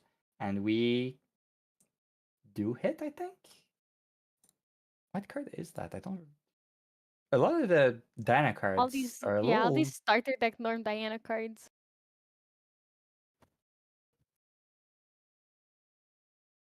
Oh, we do play the Cell Sharpshooter. Interesting. Well, she's also back, better than ever. That's interesting because that's a card I don't think he used to play in his old Water Diana builds. Yeah, but you can. It's more, you can more reliably. I get it now, but yeah, I also don't think it happened before. And when the producer put up Charge the Soul here, which I do believe that that is the card that was milled. That does seem right. It's, one As damage is okay, but it's definitely the kind of card that you're very okay with milling. Yeah, it has floating memory. Otherwise, if it has floating memory, it doesn't matter too much if it's in your Aether charge or Aether wing or not, because it gets a lot of value either way. So much float in the graveyard. Very scary. If you're Sano, a Crystalline Archer, and it's basically a game over next turn. Yeah, leveling up starts to be very appealing, and when you start taking a decent amount of damage just to have that little extra buffer. Yeah, but does he want? So does he care about the card in his memory, or did he plan on leveling up? Ooh, Quicksilver Grill, interesting. what do you think What is could under be? there? It could always be Monofrost, probably. Although if you don't level up, what use is there really? It's You know what it very well could be? Crystalline Mirror, because Crystalline Mirror goes around Spell Shroud, so he can take the Aether Wing. He can destroy. is that not also class bonus? Oh, it is. It is. He does have to level up for it too, as well. You're right. It might just be Terrafring to be protected against Fracturize. So you can crack the Quicksilver Grail in the opponent's Recollect, and after it's done resolving, you can instantly crack Yeah, Terrafring because you are in Recollect, so there's never really a window for the opponent to be able to true. target it. It's It's a bit very, of a very true. slow play. It goes much better if you have some sort of removal in hand, so maybe Sano will be just keeping a Refracting Missile up or something. I mean, he has to, even if. Oh, there's an intercept. Okay. Paladin is Frost from also Paladin. very useful. Yeah, uses his own Fracturize to give a buff counter, draw a card. He's definitely didn't have such a great hand before, or he is just, everybody loves drawing cards, but it seems that he kind of popped off with the card draw this turn.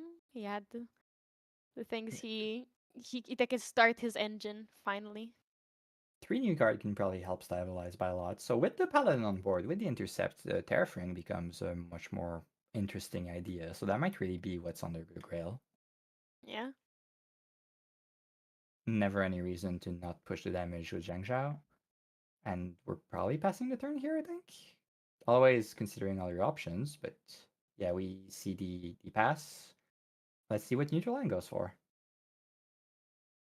The earlier you get your flash grenade out, the more potent it is. Especially since you've already seen we go for the smoke bomb, so we're going fully aggressive. Jock. We're just ignoring that paladin, right? Yeah, just who cares about the paladin? I'll draw cards. I bet you don't have Terrafring under there. It's kind of daring Sano. Yeah, it forces Sano to have it. But he definitely has an answer if he. Because Smoke Bombs is such a wildly played card. I can't imagine Sano forgetting about it. We see Or another you charge wanted to bait pistol it out. pushing 1 There damage, it so we is. need to find 6 in total. There's 2, 3, 4, 7 on board if we crack the Paracel. So unless there's a response from Sano, and there has to be, right? Yeah, We'll there's see no what's in way there, but Probably just a refracting missile or something to be able to kill one of those allies. Yeah, probably the cell sharpshooter, because with the power cell it becomes a very, very scary 4/3 ally. And if it gets ranged, it's 6/3, even more. Alright, there is 2 damage from the Aether Ring, because I don't believe that Diane is distant. Was those Correct. distant No before? distant this round. We There's no do bottle have cut. we do have a new float in the grave, so we could see a Crystal Archer or something coming out and pushing a lot of damage. Ooh, there's even more. Tactical retreat. Doing its job, getting milled again. There is the Archer. Crystalline Archer. I believe they did forget to mark the damage Yep, from that's the Diana the attack. Diana Yep. swing. When it comes down, there's a Crystalline Archer. So now Sano that has to has have to be 2 answered. answers, yeah. He needs to have it twice How with many cards do we have in hand for Sano? Is it 5? I don't think there's I bet it's any way to deal with 5, both yeah. allies, right? With 5 cards in the fractal deck list? Yeah, not if you're not the Aochan. If he leveled up, he would definitely be able to have the double reaction.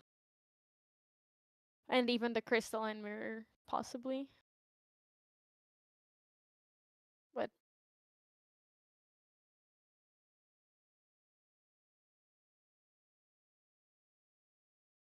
So there's always a possibility of drawing more cards from an unenter from something hidden under the grail. So it's not influence positive, but here we do see the crack. So if that's alright. something like a Scepter Fascination, we'll lose one card in memory, but get a card in hand in exchange. So we're able to have 2 A answers. Wand of Frost? Ooh, Wand of Frost does the same thing. You cannot crack it yet Yeah. because you're not cleric, so you don't get that -3 to attack. So this is Oh the yeah, no, this is right. the It's opposite of the Scepter, other way yeah. around. The other This way one around. has So you the don't get the class draw. bonus of draw. Yeah. So you can -3 an attack and use whatever you have in hand to deal with the other ally and maybe survive. Mm. Yeah, because if then he would survive on. So Crystal Archer will deal 1 damage. Cell Sharpshooter, let's assume that it dies from a refracting missile or shimmering refraction or something like that. So there's only 2 left from the rangefinder. Yeah. So that So is that turn bot, and the smoke bomb is gone. So you can start using your paladin again. yeah, but then if he doesn't level up, it is 1.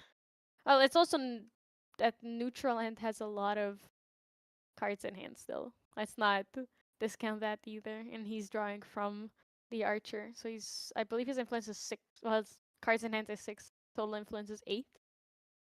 Yeah, So there's always those ever so scary negates when you're playing against water. yeah, I wouldn't be so certain that he doesn't have the negates or just 1 extra damage. His deck is made to have the damage. Surely. So it'll He'll depend what kind of answers we see from Sano. So the thing is, Shimmering Refraction here, if he does have 5 cards in hand, I'm still not sure about the exact number, or another Crystal Archer, that is very scary.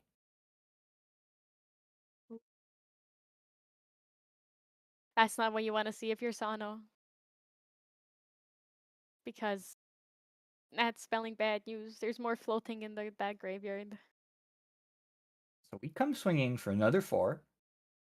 That demands an answer. Well, Song of Frost. Alright, but now Sano only having 1 card in hand.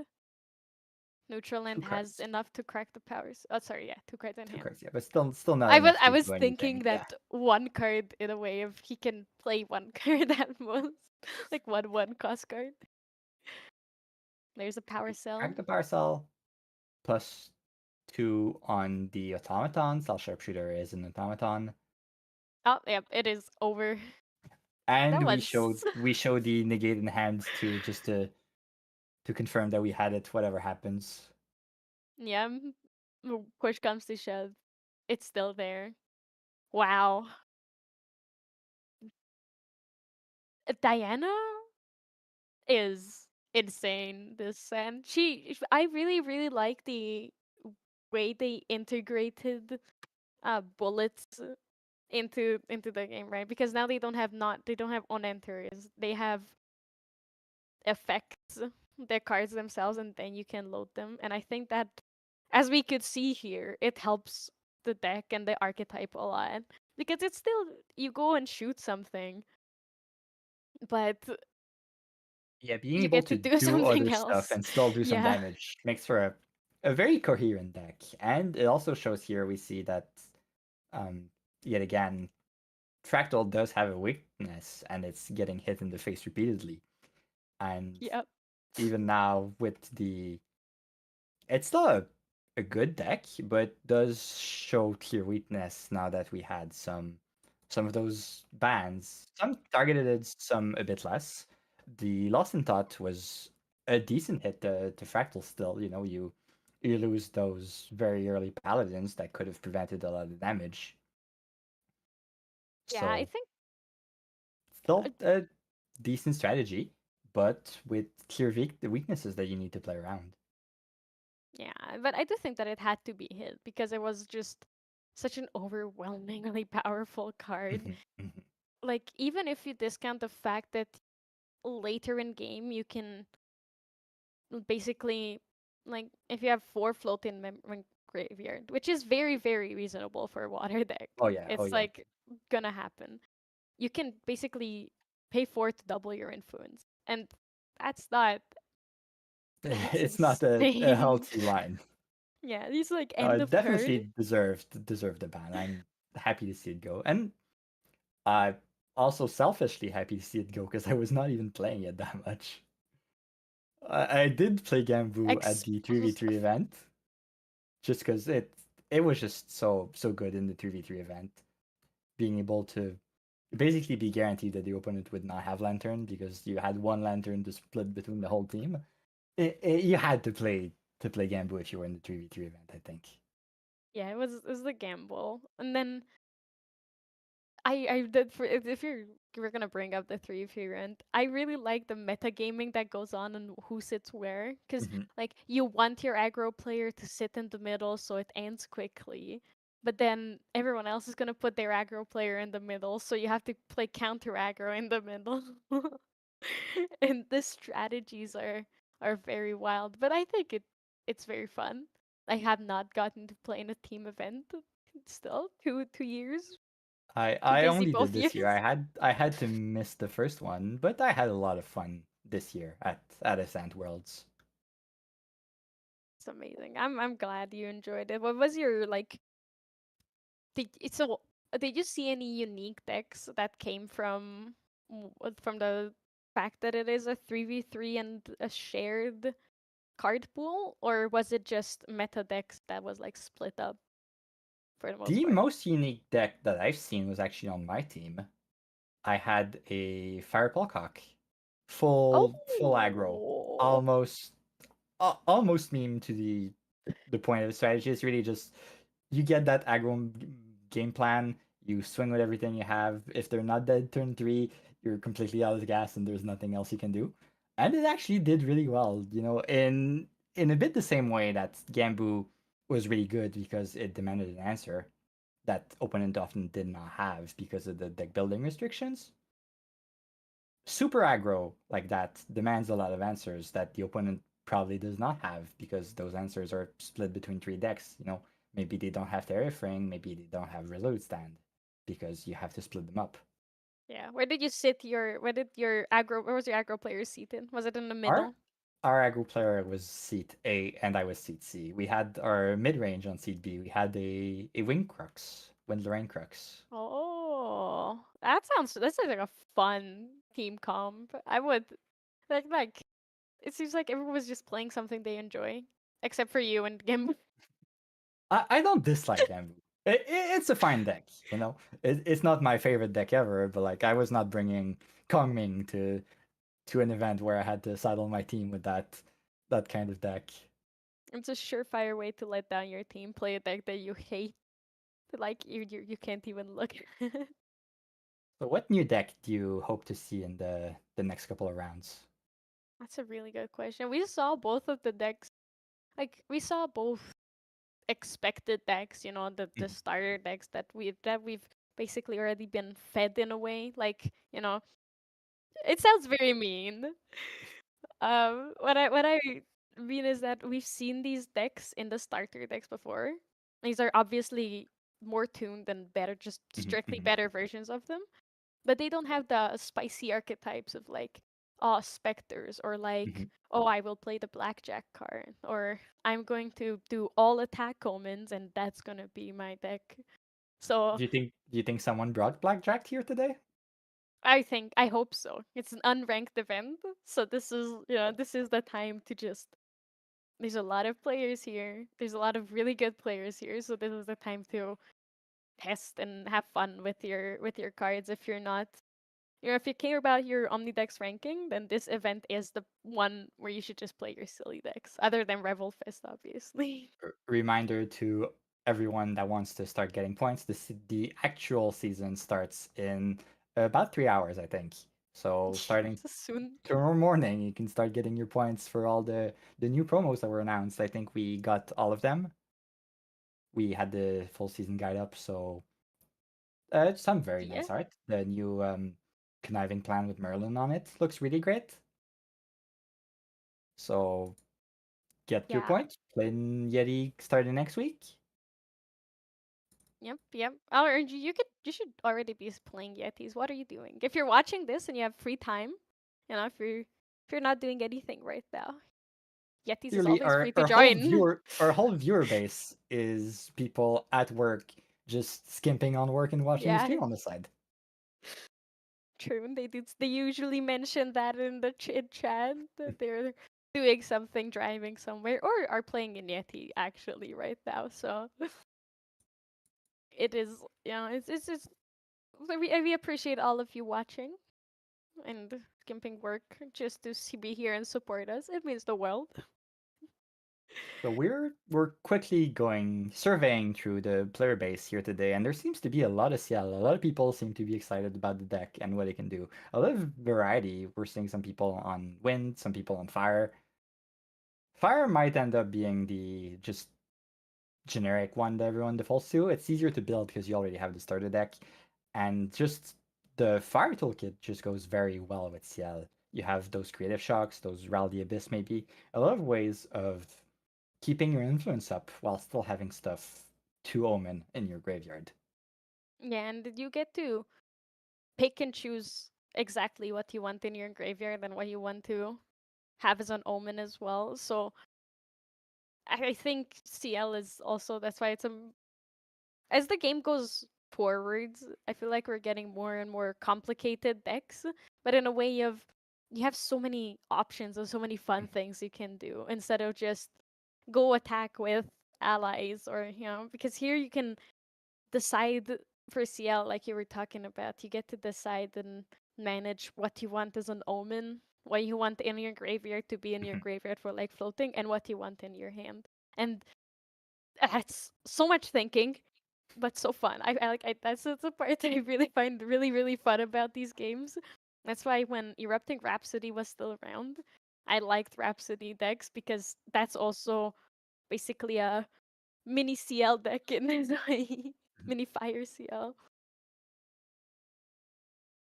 I know a lot of people are sad about not having any chessman cards in the set. It's not a real archetype yet. It's just a teaser for the next one. We've had Lily, the unique water ally, that is very interesting by herself, but with a single chessman command card. Not the biggest value yet. So Alice obviously is also teasing that archetype.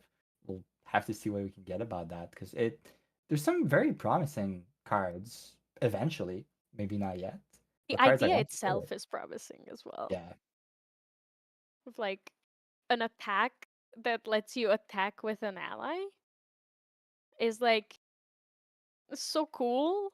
I get that. I also get the idea of, oh, but attacks were meant for champions, and that's a bit odd. But I do like that it's Like, it's not every ally can attack with it. It's very specifically if you build your deck around the chess pieces, then you get to play.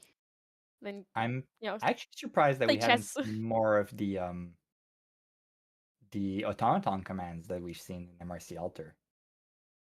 They're very decent cards. Obviously, the archetype by itself has fallen off a little, but it's very interesting cards. Both there's one that is Graveyard Hate that was potentially very useful against those watermill decks, and then there's the Wind one that just puts a buff counter on your automaton. That's also very good. It can swing for a lot of damage out of nowhere. And obviously, Yeah. there's everything else that the idea of a command just opens up design-wise. Obviously, probably very soon we'll be seeing some animal or beast commands. It very much so fits the flavor of a tamer. I'm excited to see what's going to be printed there. Command the Hunt was supposed to be a command. No, Maybe, but maybe. you're right. I really hope I agree with you, and I really hope that we get to see more commands and more like a more of these decks that are all cards of the same subtype. Mhm, mhm. I also hope we get a name for that. Like I Yeah, want I I don't want think we'll cards that see something about say that. Colloquially, often in card game, those decks are known as tribal. So we'll see if that's something that the Grand Archive community accepts, or if we get some kind of keyword in Grand Archive that means referencing a subtype. Because we've had a equestrian, but that's not really a generic keyword. It's just yeah, I can specifically see for horses. equestrian slimes.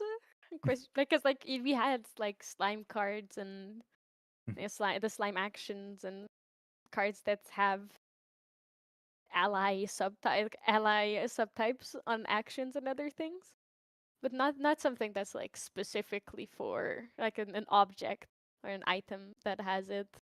That's not an ally that has an ally subtype. So I hope we get one and then we get a name for it that we can say, because I know that tribal is also somewhat controversial nowadays. The other good thing about those subtype types of deck is they're in a way very new player friendly, right? It makes deck building easier because you can just take everything that has the subtype in it and just shove it in the deck. It's probably halfway decent. Yeah, but it also doesn't always have to be easy just because it's new player friendly. Mm. Because like right now, if you think about ephemeral, could technically be a subtype based deck, like Yeah. specter slash ephemeral, but that's not a card. Those are not cards you read and are like, oh, this is so simple. It's not the slimes deck. Slimes like correction Yeah. that you pick up and play. You have to Even slime think could about it. have some trickery line and a higher skill ceiling, but being able to just pick up the deck and do okay with it is something that's very important for new players. Yes. Because especially Grand Archive, we were talking about how making decisions, having different lines is very fun, but that can be very overwhelming. A lot of card games start at a very low decision point. You play your turn one, you have no resource, so maybe you play something that costs one and that's it. But here you have everything available from turn one, unless you have advanced elements, of course. But that still opens up a lot of variations in what you can do, and so that can be overwhelming for a lot of people. And so having some very clear line is important to some players just to pick it up easy. Yeah, I definitely agree with you. And it's also like you said that in many other card games, it's you have a resource, and obviously as the game goes on, you have more of that resource. It's not as straightforward. It's very oftentimes the opposite way in Grand Archive, that the later it is, the less resources you have. But it's also that with advanced elements, like you said, you also have to be like, oh, I love this card. It looks so cool. Do I want to use it as a resource right now and Mhm. possibly lose it for the whole game? And I think the decision anxiety of that can be very big for a new player if you just like give them a deck that has like all of these advanced elements in it. I would be scared. I was very scared the first time, so I played with the prelude decks. where Rai even encourages you to banish your advanced element cards. But I was so like stressed and worried about doing that because I was like, these cards feel so good. I don't want to lose them. Yeah, it's the same barrier that we mentioned earlier when we said that some players don't want to imbue their fractal rain because they could lose the important card. It's it's a way of thinking that can be counterintuitive and that can be take a while for some players to learn, but so rewarding once you actually learn it that everything can be a resource. And if you mill it, well, maybe you could have just not seen it either way. It doesn't really change anything to your game plan. You did not have the card before and you don't have it now. Yeah, it's. I absolutely agree with you. Gargan Archive is also such a wonderful game in that sense that the more you learn about it, the more you see of like, oh, this makes sense of you can understand it for yourself as well of like watching Ascent's top 8 of an Ascent and why a player would do something that's counterintuitive in the beginning and like why would you do that? Why would you lose that card? It's so good. You need it. As you go on and as you learn, you just see that okay, things start to shift and your perspective on the whole game shifts. And I think that's a very wonderful journey of the people that like stick around with the game long enough to learn it or like play it, put enough effort into it where they learn it to that level. It's And very amazing to see. and that's why we're here to try and hopefully open up, explain those lines of thought sometime. Maybe we'll be confused too by what the players do. Maybe they'll surprise us, but that's why we're here for you guys. So Yeah. this round has been very, very fast, convincing win by the allies player. So there's still a fair amount of times in the round. We'll take a quick about 15 minutes break and be right back with you for the round 3.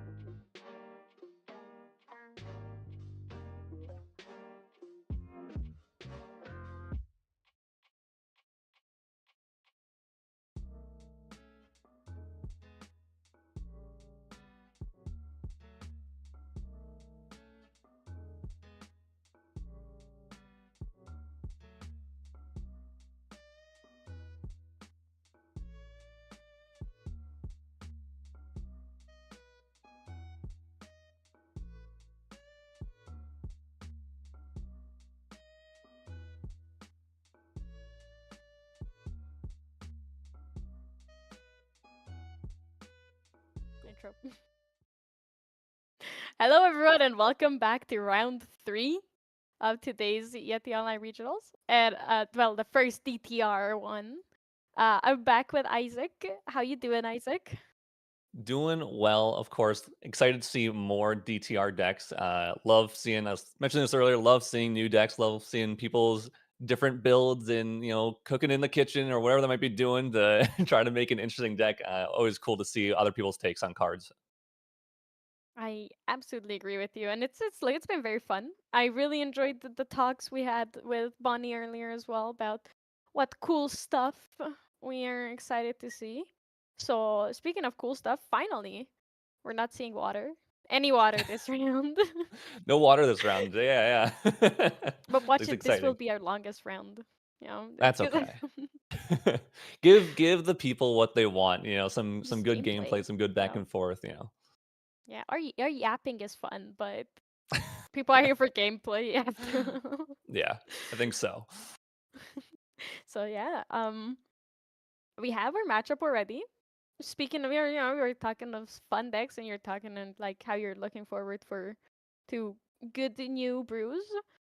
Both of these decks are good fun brews, I think.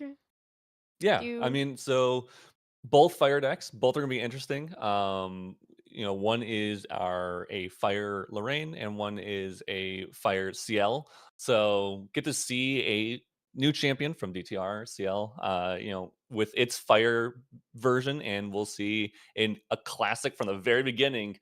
Lorraine, Lorraine's been around and I feel like played in almost every single meta one way or shape or another. So it'll be really cool to see just a classic deck or classic champion with the new cards versus a new champion with the new cards as well. So it should be a pretty good match, I think.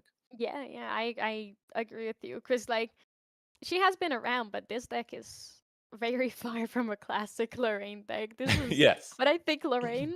This is not what I think about. There's a Looking Glass here, which completely shifts what archetype your champion is, I think, because it just Yeah. play whatever. And Lorraine is going to be one of the best champions to utilize that Looking Glass because it gets to use the inert sword and the other, I'm forgetting the other sword, the new Sword of Shadows card, the opposite of Sword of Seeking. So yeah. Seeking. So, yeah, Lorraine gets to utilize it really well because they can just go level 1 and get to bring out one of those swords as part of their materialization. So with its on enter, um, makes sense that people will be messing around with Looking Glass and Lorraine first because it's an easy combo. Yeah. But something that goes really well with those swords as well is Cheshire Cat. So I'm hoping we'll see Cheshire Cat here in this match. Might not be playing a ton of them because kind of hard to open. Bonnie was mentioning this earlier. It's the beginning of the set, so trying to get your hands on a full play set can be a little difficult. But hopefully, nonetheless, we'll see that one of drawn and played, and while we have the inert sword on board. So hoping for Something Crux is fine. Surely it'll be drawn yeah. into Yeah, and Pendragon. this is going to Crux. Yeah. Which has a lot of, strong stuff. Ghost of Pendragon is a classic. Ascension's a classic. Uh, we'll see most likely those in this game and hopefully some decent value coming out of that. Reckoning's Wake is also, well, if the Looking Glass sticks around for long enough, Reckoning's Wake is also going to be very fun end game. Obviously, early game, it's there to set up your game and get that floating early, but later Yeah. as well. Oh, It's and we're already. we do see our we're on Fire Lorraine starting the game, Looking Glass and their spirit. They are just normal Spirit of Fire, and we just see a Creative Shock right off the bat. So getting really good value. Having a Creative Shock in your opening hand and being able to get rid of a float, which they do, Star Wars Shield Mate. They have it. They always have it. Yep, it's a really good start for Lorraine, especially any deck that wants to go to level 3. Starting with that Creative Shock feels real nice. Yeah, there's a pasta also with just a normal Spirit of Fire, bringing it out, drawing 8 immediately off the And rim. both That Creative these, Shock, that on their main step. Why do you think it was used in their? I mean, main I think we phase? start seeing this more and more, especially. I mean, you can play. I mean, turn 1, you probably could just do it on their turn, but a lot of people just like the idea of, I'm going to play this. I'm going to make sure I have an uninterrupted turn, because if they don't know what their opponent's on, maybe they have negates in hand or whatever they're doing. They don't know if they're playing against water or not, or even like an in cap. And so they're just like, if this is my only play, I want to cycle, see some new cards, and I'll get a floating in the drop. So might as well just do that. But I want to talk about real quick with Mad Yes. Tea Party. I love that card so much. It's really cool to see. Amazing. Yeah, I think Mad Tea Party is just also such a powerful card, which I think many people overlooked it because it looks like, oh, whenever an ally enters the field, sure. But when you think about it for a bit more, it's whenever any ally enters the field. So you Yes. just get to recover all the time. Is, I think, a very underappreciated or slept on, however you want to say it, card from the new DTR set. Is a 3-cost domain, has 6 durability on it, which is a lot for one of those siegeful domains. We're seeing a Ryle Abyss. I want to bring this up real quick before I start. I'll go back to the Mad Tea Party, but Ryle Abyss, one of the strongest cards I think everyone realizes from DTR. It just gives you so much value, especially when you can discard the Evercurrent Raider and the other one, Dream. I forget what it's called, Undying Dreams. Both those cards are great cards to discard off of Ryle Abyss because they're 2 floating memory. And so basically, you get to +1 with Ryle Abyss, which is a very strong combo. Again, I was talking about how Creative Shock was really good. Well, guess what? We just got a double Creative Shock with 1 card. Yeah, this is even better because if you have liminal guides, once you level up, it's even more value because you get to even draw off of the cards you discarded as well. So it's like doubles your draws. And there's a Library Witch Cremation Ritual, classic play from A very the classic CL deck, fire play. funnily enough. Yeah. Yeah. No, the Nothing feels non-classic better. deck. You'd love to See, see it. It is good, and you just plus 1. You played 2 cards and you drew 3, so you plus 1. But you had to do 2 cards to do it, while Ryle only had to do 1. So we do see a quick Clarent here to board, which is kind of interesting to me. I don't know if this is just to banish another sword, because we are on a Lorraine that goes to Crux Knight. So when we get there, we're going to have a lot of more damage with our swings, and that's really nice, as always, because if that's the main goal, then that's what we're going to want to do. Or if they're just not sure what their opponent's doing, so might as well bring out the Clarent now, build up some defense, and then I'll level up later on. Yeah. Even though there might not have been that much aggro on Pasta's side yet, the GCR was there, turn 2 play, which usually nowadays is more of an aggro plan. So better to just keep the non-combat damage low. Yeah, something we just saw here was Reckoning's Wake, and I believe that was in Recollection. So set the top card your deck. This was, in this case, it was 3 plus X, which would be 3 plus 2. And Cena. Yep, there's another one. Another Ryle Abyss. There is the liminal guide as well, obviously. They always have it. We have a lot of value coming out from this Lorraine. Just constantly being able to put either floating memory or liminal guide into the graveyard is really solid. Yeah, looking at Apache's list, they only are on 2 liminal guides, so pretty lucky hit with that one. Again, I was talking about bringing back what I was talking about earlier, where might not just not be able to open up all 4 liminal guides. That is one of those premium cards, but nice to always hit 1. And then hitting 2 is even better. But then when you think about how he's looked at what 2, 4, 8, because he went first, so 7. He's already like 10, 15 cards deep in his deck. Not bad. Yeah, very not bad. Really cool to see the strength of Reckoning's Wake with, being at fast speed. So you can do in Recollection, set up the top cards of your deck, it's there, and know if your Ryle Abyss is actually going to hit anything off the top of the deck from that first draw. So it's actually really cool, because there's a lot of just like mini synergies with Distortion that we're seeing here, and all these floating memory cards and cycle cards that we're seeing from Apache. Another Creative Shock. Yeah, We're they just really have going it. for value. Yep, there is another one.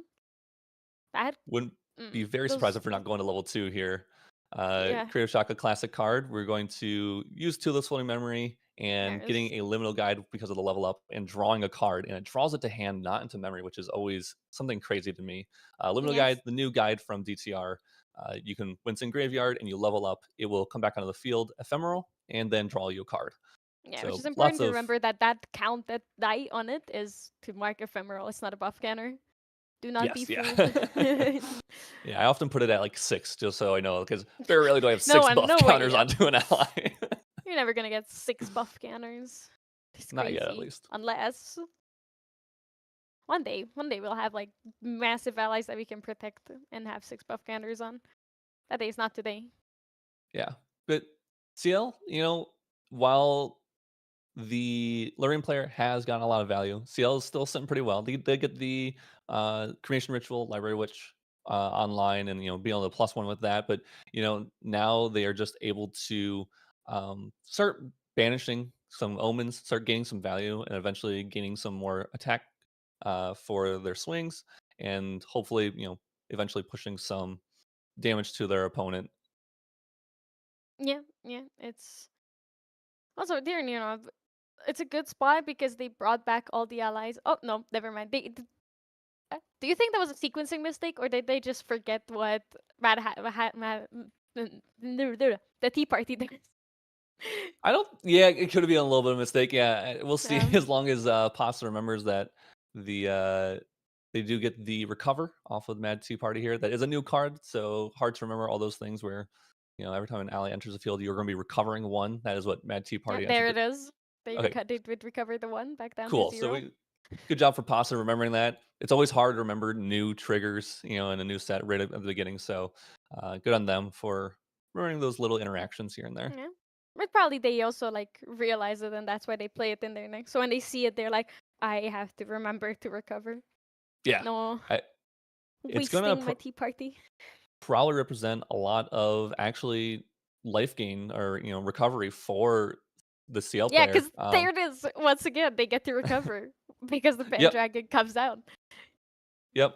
So something that the CL player is going to want to, or not the CL player, the Lorraine player is going to want to remember is maybe play all my allies first and then swing, which is very odd way of playing. It is not the Yeah, normal way of playing. Usually you attack with allies first and then play another ally, attack with that one, play another, just in case your opponent has some kind of interaction. It limits exactly. a lot of, counterplay.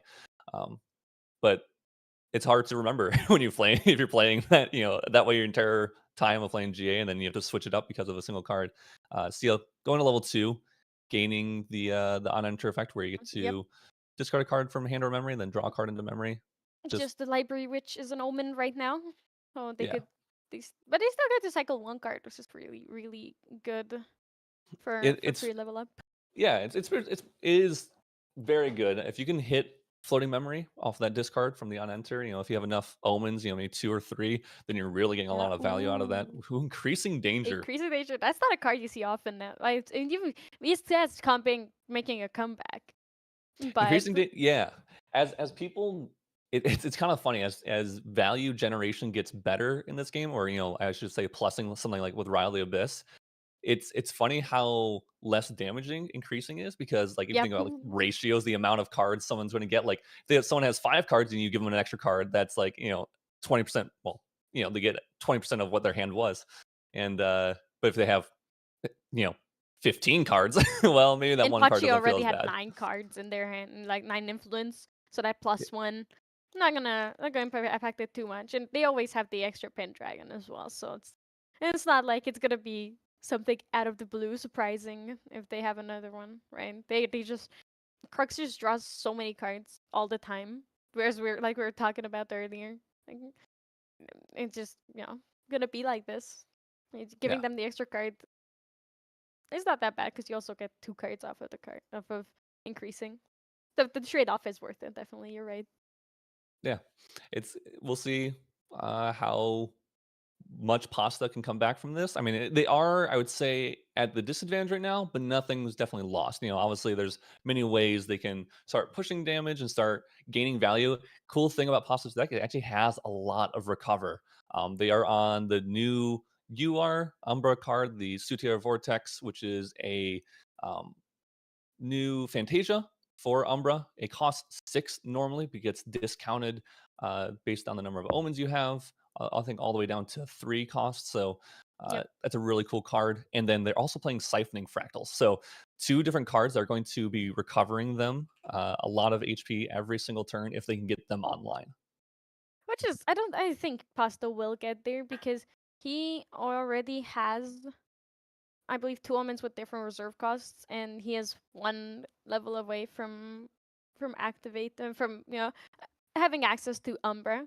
At which point he's basically he's guaranteed with how many cards he has in his graveyard. He's guaranteed to have 3 different reserve costs. When Sutir Vortex will cost 3 less, and then with 3 different costs, and all of those costs being so common, the library witch already guaranteeing that Pendragons will uh basically siphon Impachi's life away, Yeah. and then 3 costs as well. Every other card is basically it's a 2 or 3 cost deck for Yeah. Lorraine over here. It's a really cool thing. It'll be interesting to see if the recovery is enough or if Lorraine is able to just put down, a couple more Pendragons, and it's going to be pretty rough. Something that was caught here was that Reckoning's Wake is a Umbra card, but the Looking Glass was actually put back with the Ghost of Pendragon, so it's actually no longer on the field. So that was like an illegal play. So they're fixing game state as best they can here. The Reckoning's Wake's not going to be able to be played; it's going to be taken back, and they're hopefully moving back to a scenario that's, nothing too crazy has happened at least. Yeah. And then it's something like, as you mentioned, it's literally the beginning of the season. It's easy to forget like what to do and what to put back, and it could have just been a thing of Impachi looking at their cards, at their regalia, and being like, all right, this is not a weapon, and I would rather guarantee that I have weapons out so I can attack, and then just not thinking about the other effects of the Looking Glass. Yeah, yeah. Looking, like, yeah, exactly what you're saying. Like Looking Glass is a new card. It's really hard to remember every single effect, especially with something like that, where it just feels like it should always be the case. Where Looking Glass says it makes it so you can play any distortion object, any distortion card. You ignore the elements of distortion cards, so you're like, okay, that means I can just always play it no matter what. But and to be fair, very few things can actually remove the Looking Glass. Pendragon, though, is one of those things that can remove it from the board because it doesn't target, it just puts back a regalia. So something we're seeing here is Spirit Blade Ascension, which is a pretty common card. We're seeing a lot of Spirit Blades Ascensions where it's just flickering, is what people usually say, the prismatic edge, to bring out deal 3 damage repeatedly to the opponent, which they are doing a lot of. We do have at least a response from Pasta, because that was like 3, I think 3 or 4 Ascensions right in a row. And this I believe is a MRC or ALC altar card, Restorative Flame. This banishes up to free 3 fire element cards, or sorry, HVN card. And for each card that was banished this way, you recover 2. So again, another one of those recover cards in Pasta's deck. Yeah, two Ascensions basically were undone with this. I Yeah. did like that they just kept their memories revealed until the prismatic edges result. For a moment, I was so lost. I was like, is there something on the field? But no, I just realized that there were so many Ascensions that they were just like, let's just keep them revealed. Yeah, a little bit of shortcutting, which is, I guess if both of you are on the same page isn't as bad. And since this is just a, little bit less of a, not like nationals or anything like that, people can get away with doing that kind of stuff here and there. So nothing too crazy going around. But yeah, that was a lot of Ascensions in a row. Pasta able to recover, not die. They were pretty close to actually, the Fire Learning player was pretty close to actually getting a lethal there. But Pasta was able to survive, and now we are at level 3 CL, getting some of those value cards that are in Umbra, such as Umbra Sight, which we are seeing here. The amount of value that Umbra Sight can give you, which is just constantly drawing you 2 cards. It in itself as a 1 card that can essentially plus you 1, because you can draw a card and then draw a card in the memory at the cost of a little damage, is pretty nice. It is very nice. And what I think people do forget, because CL does not look the part, but he is a guardian, so he does have 30 total life. Yeah. Yeah, a Which lot of is health to play with yep. life to play with for CL. Yeah, a lot more Umbra sites to be cursed by, unlike Diana before. The 5 life difference is a lot, and there is the Matt Tea Party once again recovering. Ooh, Carter, Oh wow! So this is the siphoning value.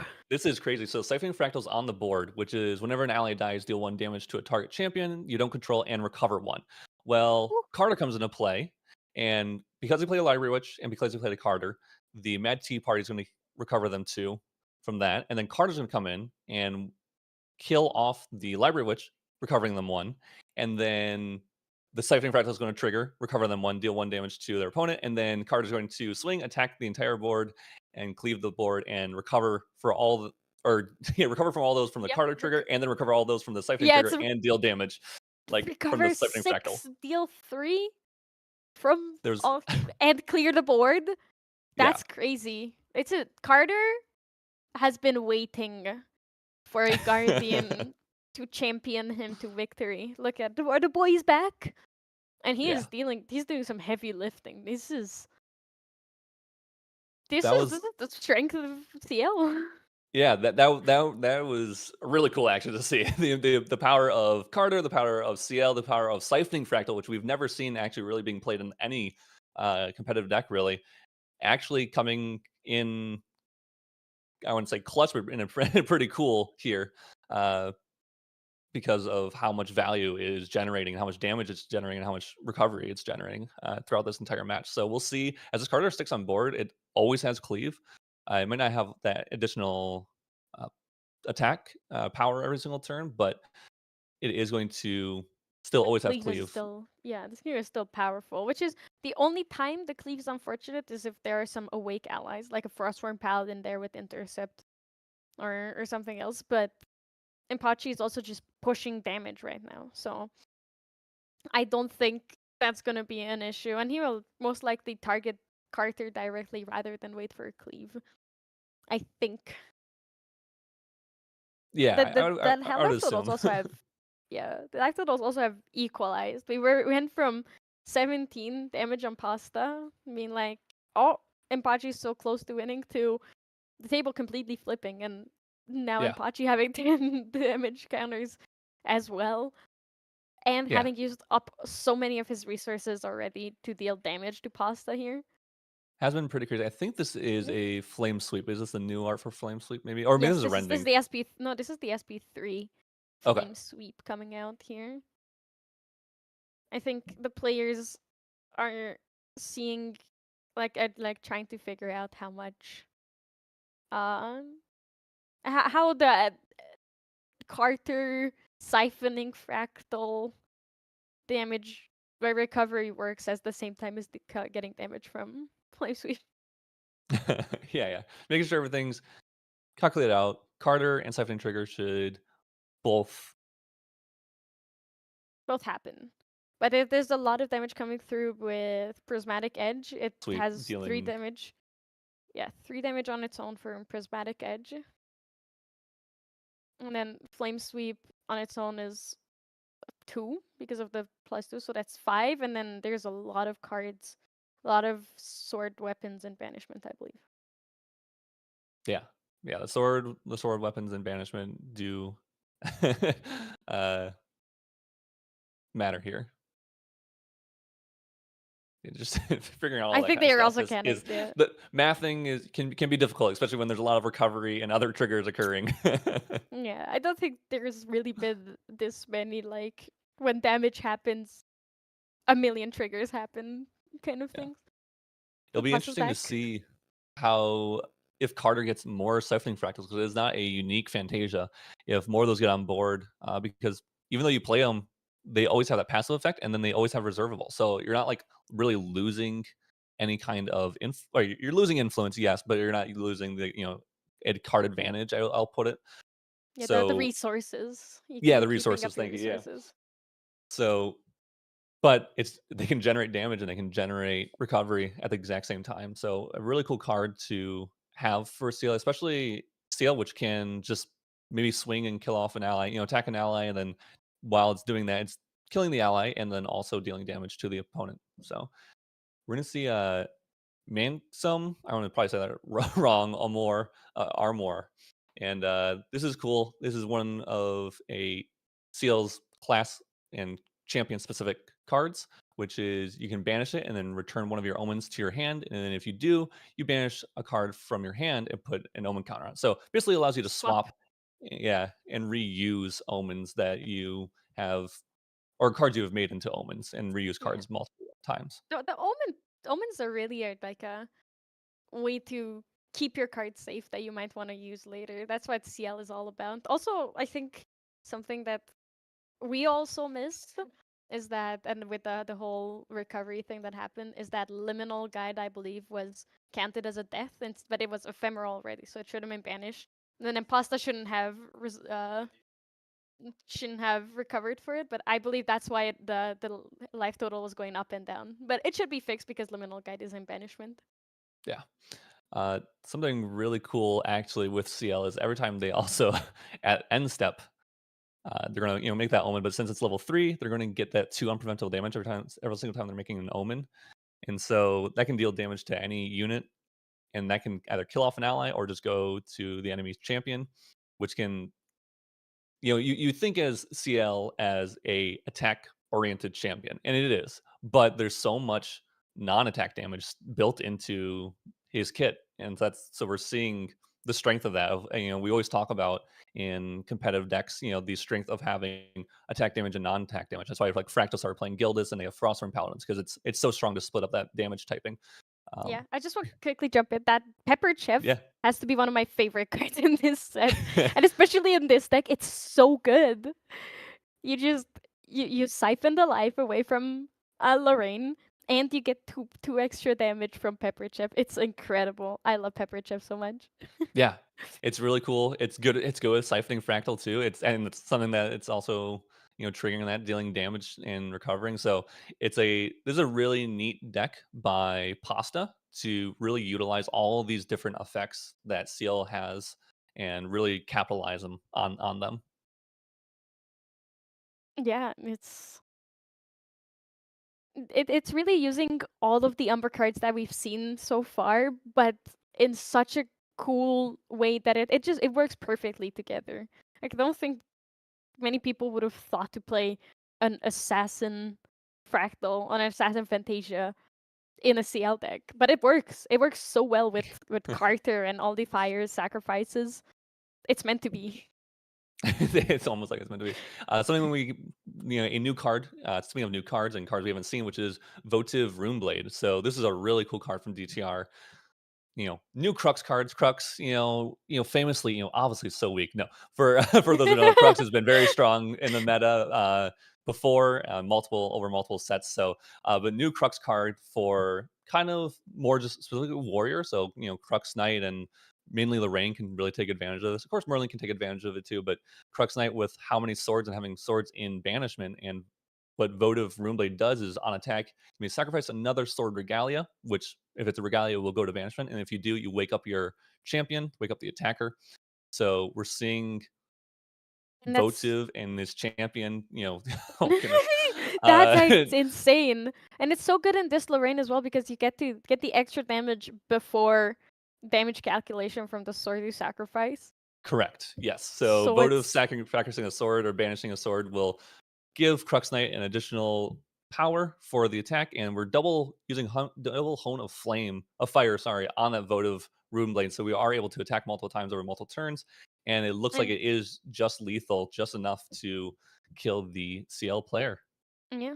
The Runeblade is basically a mini Spirit Blade Ghost Strike, but I think it's strictly better because it's like Ghost Strike and I was gonna say the other one so fast. The one that wakes your champion up. It's a 2-in-1, but it's also a sword. It's Spirit Blade Blessing, I think, or something like that.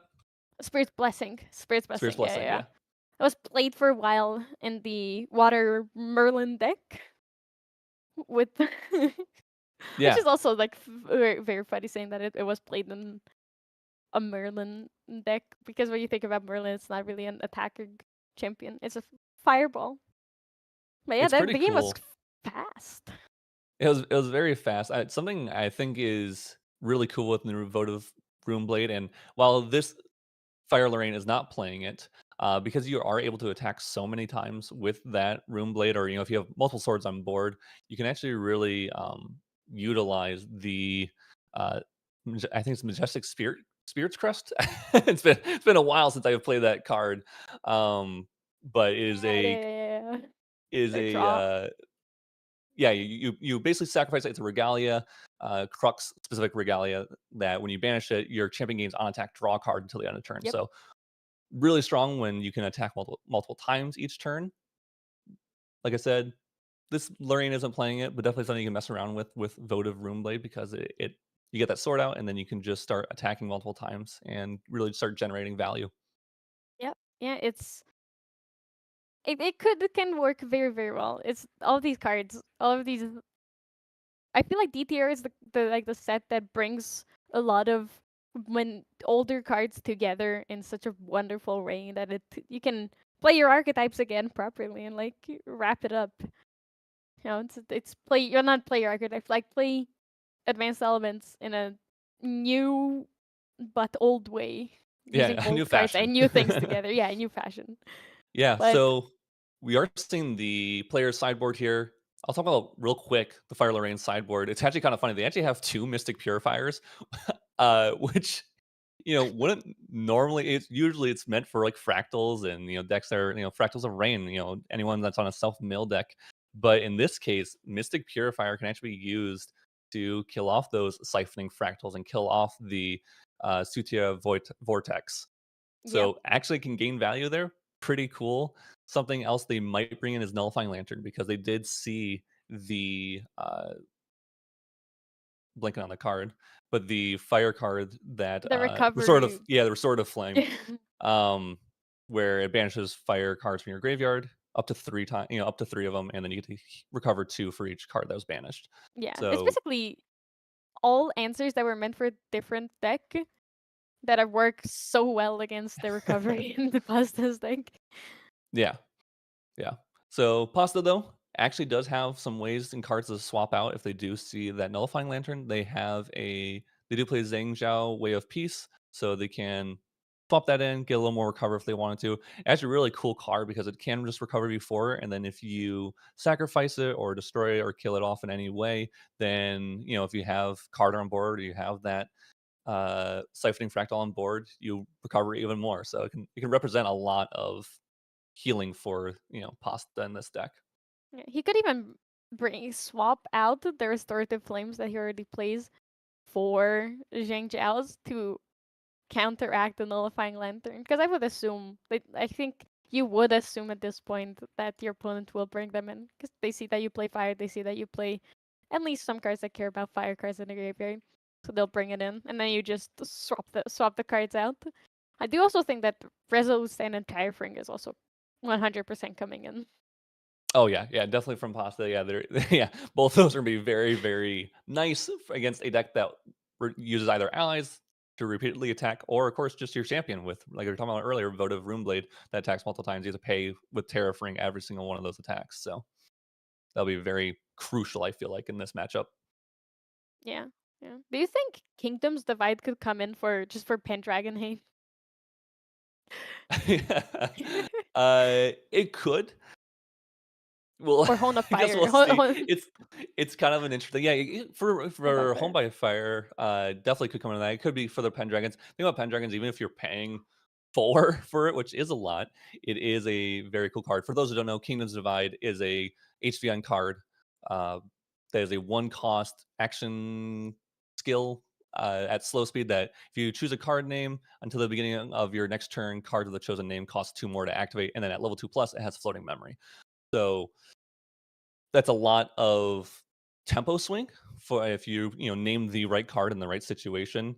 Could also be really cool to do with Ascension, because if Ascension is only ever representing 3 damage and you're worried about it, on their next, on the next turn or something like that, then you can try to slow your opponent down. Now, granted, Ascension can be played at fast speed, so it can be played in response to this, or can be played just at the beginning of your opponent's next, next opportunity or next turn, or wherever turn you're on, and it might not gain that much value, but definitely something to think about. Also, it can be good to name something like Resolute Stand, or just those counter cards, play cards that will prevent you from winning, and you kind of just see if they have it or not, and then proceed with your game plan after the fact.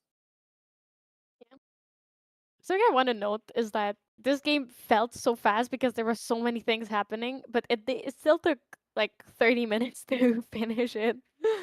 Yeah, It's well, both players were playing pretty fast here, doing their best. I mean, not I don't think they were playing too fast. Nothing, it didn't seem like anything crazy was happening, but it just seemed like there was a lot of triggers, a lot of things happening, and they recognize that it's going to take a while to get through all these things if we take and every single one be like, yes, that one is okay, yes, that one's okay. Like if you start doing that, it's just going to be a while. yeah, But sometimes you need to.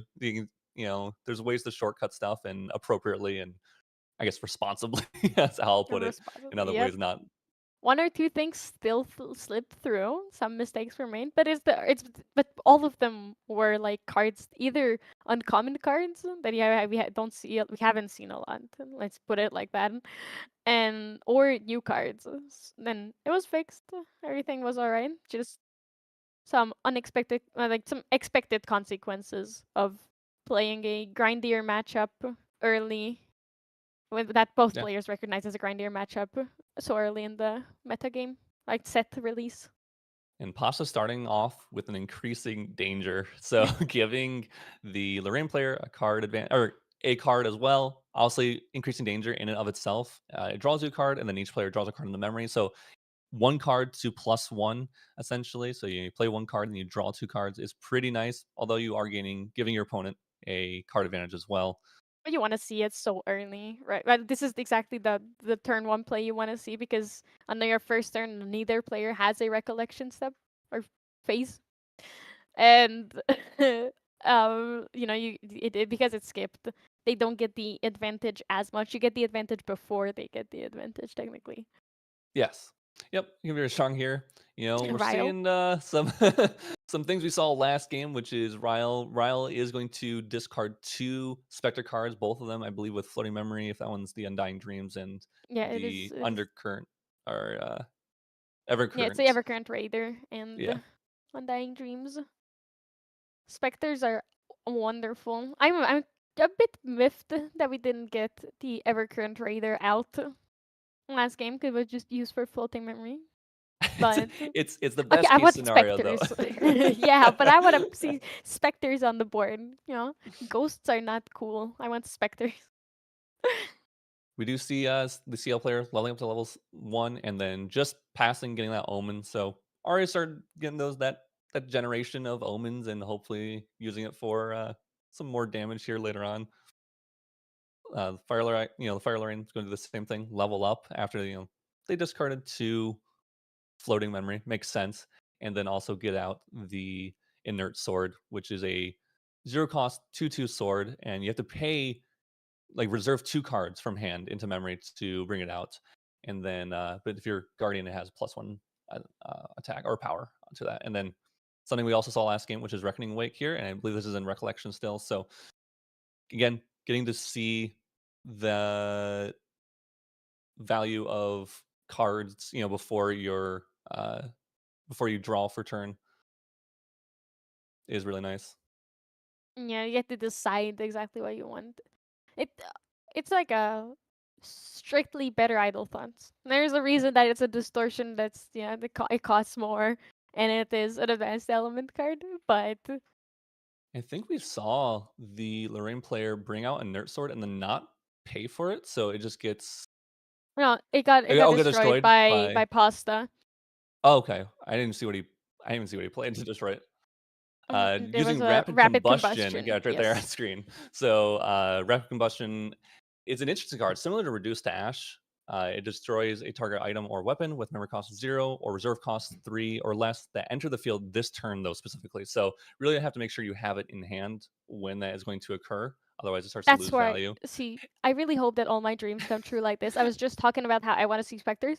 There's the Incinerated Templar coming in, bringing back the Vengeful Paramour immediately, and then Vengeful Paramour is ephemeral because of the Templar, so it deals 2 damage and then goes attacking immediately for another 2. Templar also attacking for 2. That's okay, pretty good, pretty good.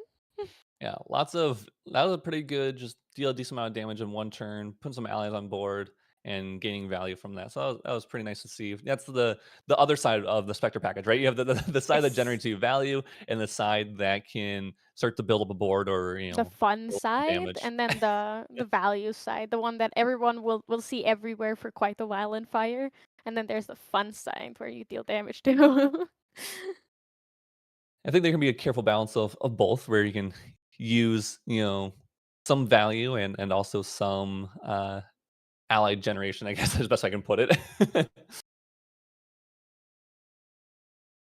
I think we see also from Pasta, I think is also just playing a Paramore as well, just to deal 2 damage here to the opponent or to kill off the Templar. Yep, okay, we're just gonna kill off the Templar and just try to control board a little bit, make sure we're not taking too much random damage here and there, and then just passing and banishing the Rapid Combustion for an Omen.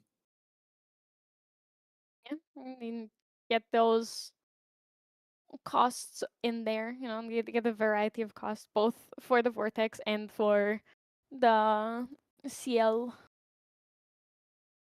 bonuses. Seeing Inpachi doing a very similar play where they go the Clarence reimagined on taking a turn off from leveling up and using that Clarence to banish 2 swords, so that way when he does get to level 3, Crux Knight has more swords in the banishment to allow their attacks to swing for more damage. We're also just Yeah. seeing Hasty Messenger to, Hasty Messenger is a classic card just to cycle through your deck. And with the new Spectre package, it's going to allow you to discard a card, maybe some cards you might not want to see, or maybe some cards you want to put in your graveyard. So that way you can bring them back later on with other cards, or in this case, which is always a classic, just getting rid of a floating memory, discarding a floating memory, and drawing a card. So that way we can use it for further leveling up. The good old level. There's another Reckoning's Wake coming out.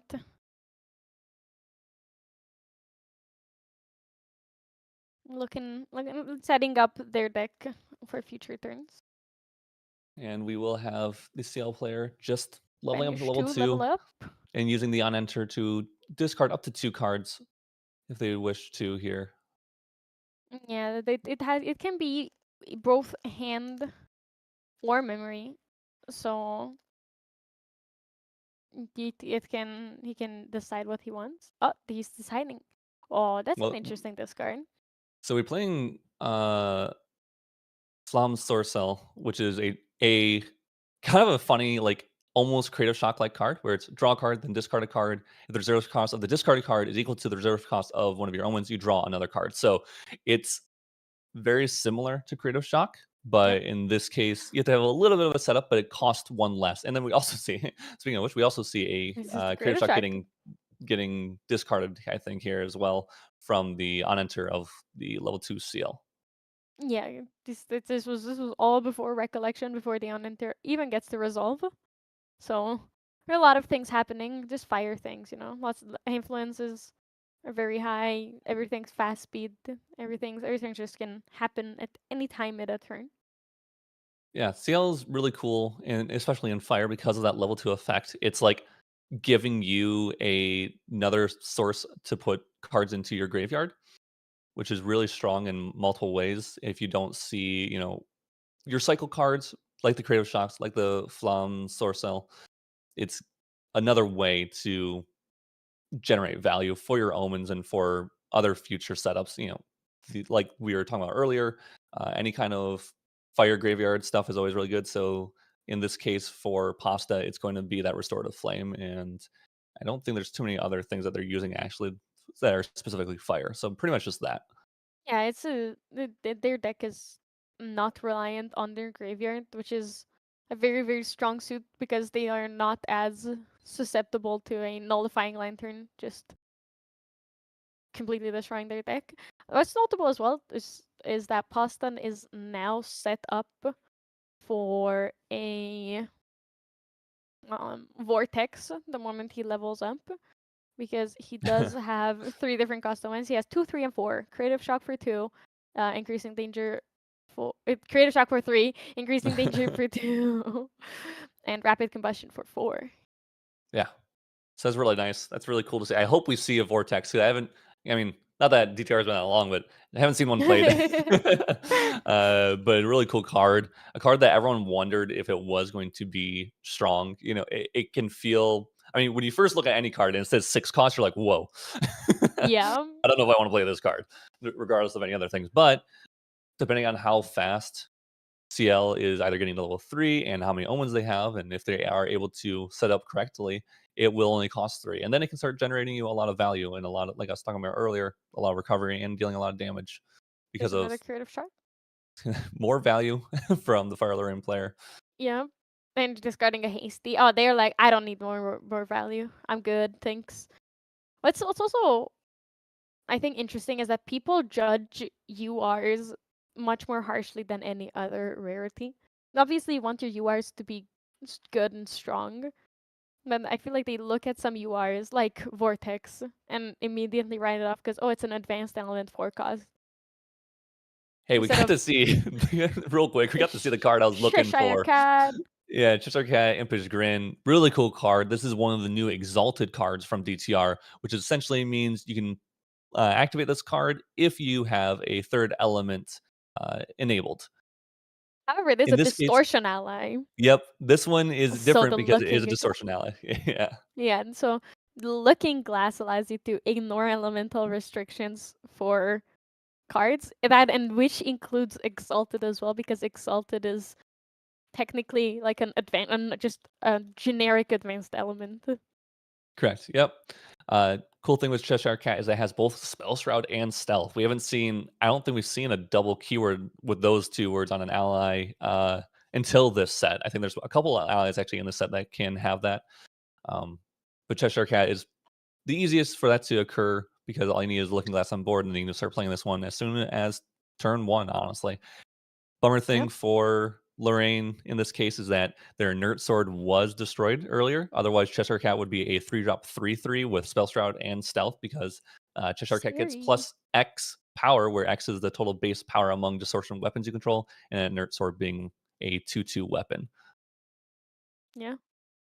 It would have been very scary. Though even right now, Cheshire Cat is arguably very scary because any other, just like not just any other, Ascension, Spirit Blade Ascension can just bring back a Nerd Sword and then it becomes a 3/3. It Yes. can also just take on the activated abilities of Distortion Regalia, and from Pasta's side, if Impachi plays anything that's like you can get to banish cards with it, or like banish something to get a great effects, which there are some very strong like discard effects for distortion cards, and it's just disruption for them. It can get very scary very fast when it's just a Ghost of Pendragon. Yeah, the classic Ghost of Pendragon, putting back that Looking Glass, and then getting. Let's not forget it again. Yeah, not going to forget this time, but getting value. We do see a Resolute stand here, so Pasta respecting the damage that can be coming in here from Impachi, with not only the Pendragon, but the attack from the Lorraine itself. I think it swings for I think they have at least 3 swords in there. So it'd be swinging for 4. At least 3. With the Clarent. And Yep. Pachi's just going to pass, hold up a bunch of cards in hand. I think there's 7, 8 cards. Yeah. They have the Umbra Sight every single time as well. Double Umbra Sight here. Double Umbra Sight is like Pendragon and Crux.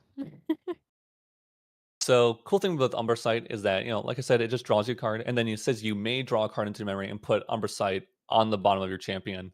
And then when you do 2 unpreventable damage to your champion for each curse card on your champion's lineage. So, cool thing about it is that you can draw 1 card, figure out if you want to draw another card into memory and put that card as a curse card underneath your champion's lineage, or you can just wait. So in this case, he played one, drew a card, and was like, "Yep, I'll take the 2 damage. I'll draw another card."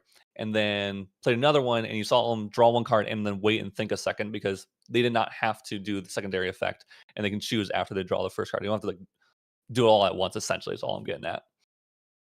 Oh, there's the library rich Carter again. Once again, Impachi does have 3 allies on board, and this time none of them are ephemeral, so it is actually going to be 3 allies. Yep. So Carter's going to allow Pasta to recover a potential 4 here. The unenter could kill off the Library Witch and draw him a card from Library Witch, and then it gives Carter +2 power for the turn. And then Carter could swing and kill off the other 3 allies. So it's a total of 4 allies, recover 4. It would be really solid. Looks like Impachi might have a play here. Possibly something that'll I think either it's maybe just sacrifice an ally or just an Ascension here. Like they removed a durability counter from Clarent just because, why not? If you're an Ascension, yeah. And then we're probably going to Prismatic Blade and probably try to kill off the card here with the unenter on the stack. Yep. And there it is. There's I don't think there's much Pasta can do to stop the unenter from happening. Like this was it. Oh, there's the vortex. Vortex in memory there. Yeah. So yeah, that's a very very strong memory though. If he does if he has another Carter, then there's a second library wish to draw an extra card. There's the vortex. There's the cremation ritual in case he doesn't have another Carter. Which yeah, as I was all saying memory. it, did I realize that he doesn't even need a Carter for like the library rich value on its own. Yeah, I think it only has 3 or 4 cards in hand, so won't be able to do too many plays here. Might just be a passing to the Lorien player and holding up a little bit of hopefully some protection. We were talking about earlier that Pasta can bring in those Resolute stands, so definitely could have one of those in hand and use the alternative cost to play it for free. Think about banishment here. We're banishing a Library Witch, going up to 5 Omen counters, so the Mastery, I believe, is at full effect now with those 5 counters, if I'm not mistaken here. Yeah, it's going to be pretty hard for Pasta to come out of this one. We did see Pasta almost get out of it last game with the amount they recovered. Could happen something similar here. They almost did it this time too. In fact, he did have a response with that Ascension. So we'll see here the Votive Runeblade coming back out on the board. There's the restorative. Yeah, cool. So yep. 6. Covering 6 here is pretty huge for Pasta. Now 18 damage away. Oh, Home by Fire. Home by Fire and Recollection here. Votive on the Runeblade. is swinging for 3 and then 3 swords, in banishment. Yeah. So that would be swinging for 6, and then it will sacrifice the Prismatic Edge on attack, so that should be 7 damage here currently. Yeah, and then it's going to be another 7. Yeah, so 14. Unless they have another Home by Fire, which it would be 18. Yeah. It's 14 plus 3 from the Pendragon. So it's 17. And then there's enough damage. I think there's enough damage on board for him. You definitely swing, of course, first with any allies you have to make sure that Pasta doesn't have any kind of interaction. Although I guess they literally are hands down, aren't they now? Yeah, hands down. I wasn't sure if they had one card in hand or not, so it would be like that. No, I think that is enough, even without the banishing of the sacrificing of the Prismatic Edge. That's enough 17. damage. They're at 30, remember, 30 HP. So True, but there's another, they do have to attack another twice. 7 damage. Yeah. So they would actually have to play, attack twice. So it goes to 30, should be 31. Yeah, I do believe that it is 31 damage coming through. But they also have a full grip of hand, so even if it weren't 31, if it was like 29, it would have been enough. I'm sure they had a couple other cards in hand, a couple other allies. So well done by the Fire Lorraine player. Good job by Pasta as well. I mean, that's a really cool deck, the amount of recover that they can generate in a single turn even. But Yeah. the Lorraine player able to take it down. We see the power of the old classic of Ascension and Pendragon, which have been around forever, since the very beginning, literally. Same old, same old. Yeah, they were in first edition as well. Donabash's first edition, Yep. so it has been around for a long time. It's proven time and time again to be very powerful. The new tech just makes it even more powerful. But I think I fell in love with Pasta's deck, even though it lost. There's a reason that it was 2-0, and I think he he showed it very, very well. Like, Yeah. the deck Yeah. is very well crafted, especially considering that it's so early in the season. I Yep. think it's incredible what he came up with. I really hope to see it like even more fine-tuned as the season goes on.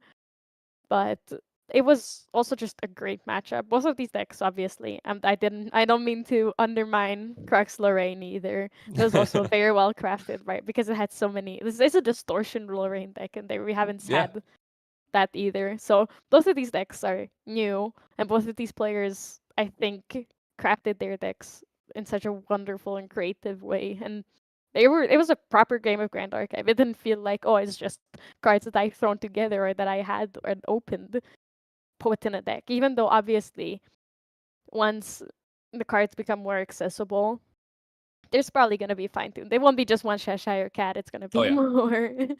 But No, very cool for decks. the availability, yeah, it's very cool. It was very fun to see. Yeah, and it makes a little sense, right? Because we have, like we were talking about earlier, Crux Knight, who's been around for literally since the beginning of the game. I think one of the first decks that was ever built was like an Ensoul or restand Crux Knight with Spirit's Blessing and all that kind of stuff. Oh, So back in the day. yeah, When you yeah, yeah. leveled up and woke up as well. Yeah.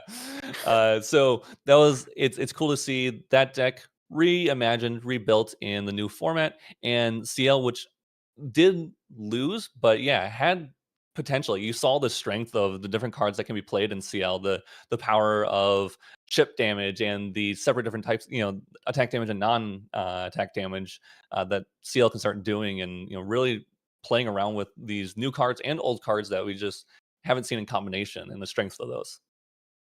Yeah, it's been amazing to see, and I'm partial towards CL because I love Guardian, and I'm also partial because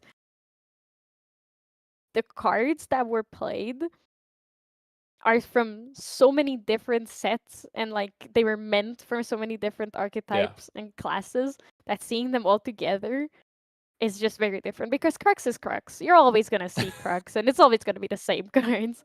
But this is the CL deck pulled from such a wide variety of card pools or like um classes that it was very cool to see. Obviously Guardian Core, and it's that at the end of the day. But Yeah.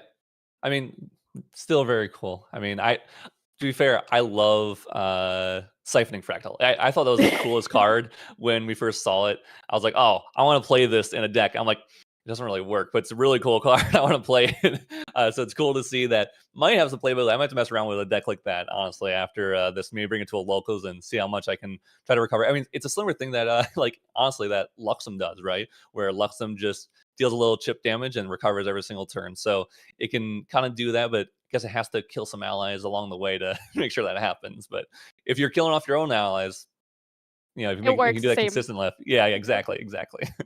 Cremation Ritual, still an ally dying, recover Yep. and damage. So, at the end of the day, it does work out, even if you're not killing your opponent's allies. Yeah, it's just a little bit better to do that, maybe. Yeah, just that little tiny bit. Yeah.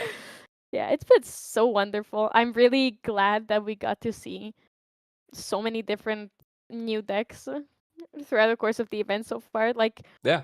even Fire Lorraine is Crux Fire Lorraine. It's a boring gold deck, but it was new. It had such spicy tech, as the kids.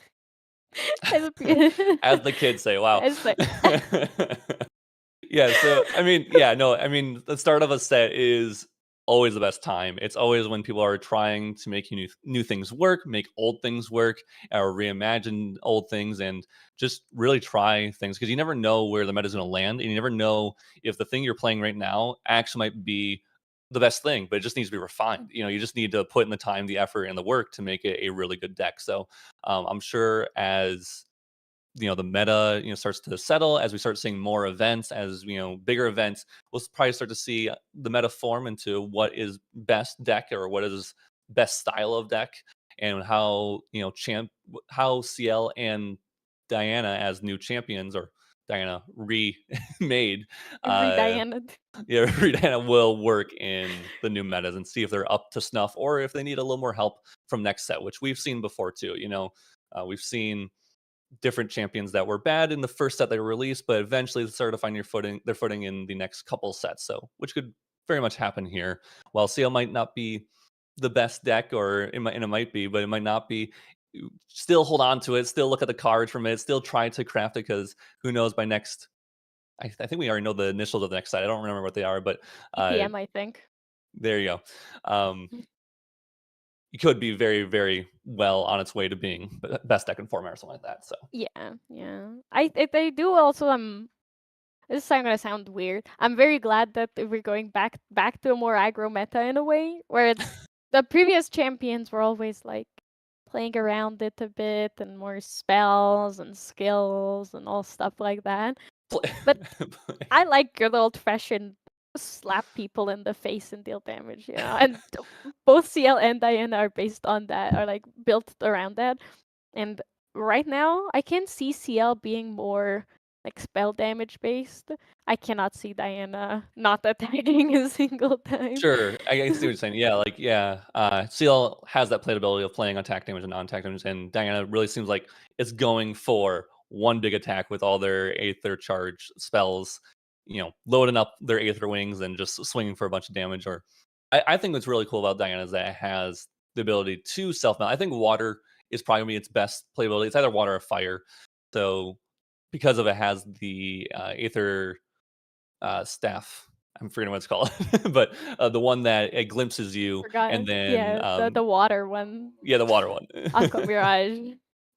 Yeah, um, that's a really cool card. I think that's probably one of the strongest cards. But then water Fire Diana got a lot of really strong cards too. It has a lot of ways to deal damage at fast speed with a lot of the Aether wing spells, or sorry, Aether charge spells, and those are really, really cool. But I haven't messed around with it much, to be honest. So that's my fault. There you go. Busy Aqua man, Mirage Isaac. Whisperer. There it This is. one. Yep. I mean, it has Spell Shroud, and any weapon that has Spell Shroud is okay in my book. Like it makes it really annoying to remove from board when you're attacking. And these also need to have the spell shred, because if you don't have the spell Yeah. shred and have all your Aether charges loaded in, it's gone, you're just like, oh, I guess I can do much. It's just gone forever. That's Yeah. was the problem with bullets before. I mean, it of course was a weakness of the old Diana. This is definitely a strength. Now, not every weapon or Aether Wing has Spell Shroud. I think there's only 2 or 3 that do. This being one of them. I think there's a Norm one. I can't Yeah, even so remember if that's actually another. not the Seeker's rifle, but the Aether Yeah. Wing equivalent of Seeker's Viper. Like Seeker's, if it's Seeker's Aether Wing, I will find it. It is Seeker's Aether Wing. It is called Seeker's Aether There you Wing. go. Very simple to remember. Yeah. It's a really good card. I Yeah. mean, everything. Spell Shroud, premium when it comes to regalias. I mean, Omni Shroud for Looking Glass is, of course, a premium. I mean, I'm glad that thing has Omni Shroud. It's cool that we're seeing that more often. You can't wait for an ally to have Omni Shroud. Well, that is. Don't we have? Isn't? Oh no, it's the weapon, because I remember the Exia slime and the Exia weapon being spoiled at the same time here on Serene Balanced, actually. Yeah. But one of them has Omni Shroud, but it's not the slime, unfortunately. If the slime had Omni Shroud, it would be played, I think, in every single thing. Pretty good, pretty good. But in any case, we will take a quick break here. Don't go anywhere. The next round will start relatively soon here. So maybe, use a restroom, get a drink or a snack if you want. But be right back here in a couple of minutes.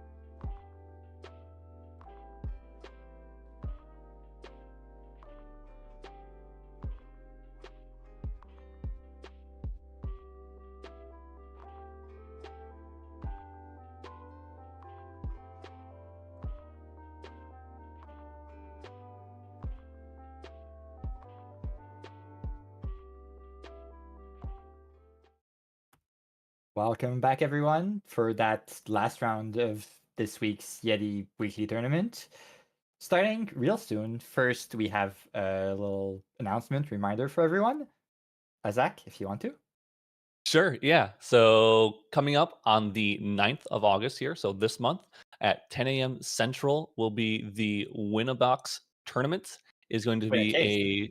a Win a Case tournament, which is a 6-round event, and we'll have a couple more details after this event on what that might be. So it will be streamed here though exclusively on Serene Balance Production.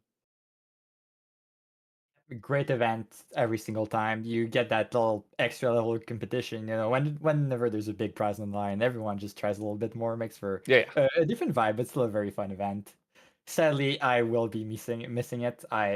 I'm doing demos at a big convention. Hopefully, get Oh, some new nice. players in. That'll be really cool. Yeah, I mean, it's always cool to. I mean, with the academy program coming out too. I mean, that's Mhm. really awesome. We should have a.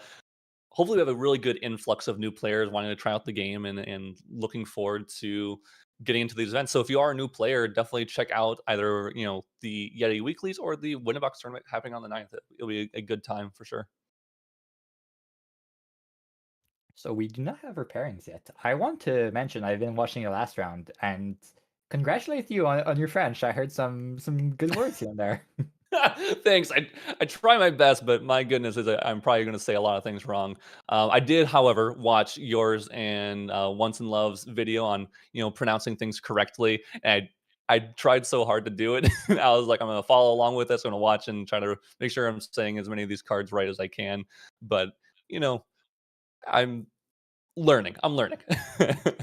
It's very weird to pick up if you don't have experience with it. I get learning English for me has been a pain for a couple of things, especially like th sound took forever. Yeah, As a kid that didn't have anything close to that. I'm It sure. seems we're getting our last archetype for the day, the one thing that we haven't seen Ooh. yet, which is suited allies. I'm excited. I have not seen Suited Allies yet. It is a 3-0 deck, so this could be a 4-0 deck going into this last round here. If they win and take it down, which is really cool because I think a lot of people thought Suited was gonna be really cool, really strong, really powerful, and then as the cards started coming out, people started to feel a little less excited about it, a little less certain about it. But seeing that this will be a 3-0 deck playing Suited definitely has something to it, obviously, right? And you don't just go 3-0 usually or 4-0 if it wins here on complete luck. So is strength to it, there is power to it. There is going to be hopefully some cool things we'll see in that deck. Yeah, I'm seeing a lot of the big cards. It's not just playing a value package. They're really going Mhm. into the archetype. I'm seeing Noir, Ace of Spades. I'm seeing the Queen of Hearts. I'm seeing the Ace of Hearts. So let's see how well Frantian manages to balance all of that. It'll be fun to see. Suited seems to have very different play patterns. It's not every deck that has such a high variation in card cost. Yeah. It's gonna be really interesting. I mean, um, Suited has some really strong abilities on all those cards, right? That's the whole point of Suited is that the more suited you have, the stronger your board essentially becomes because you get to use their effects for cheaper, the activate abilities on Suited allies for cheaper.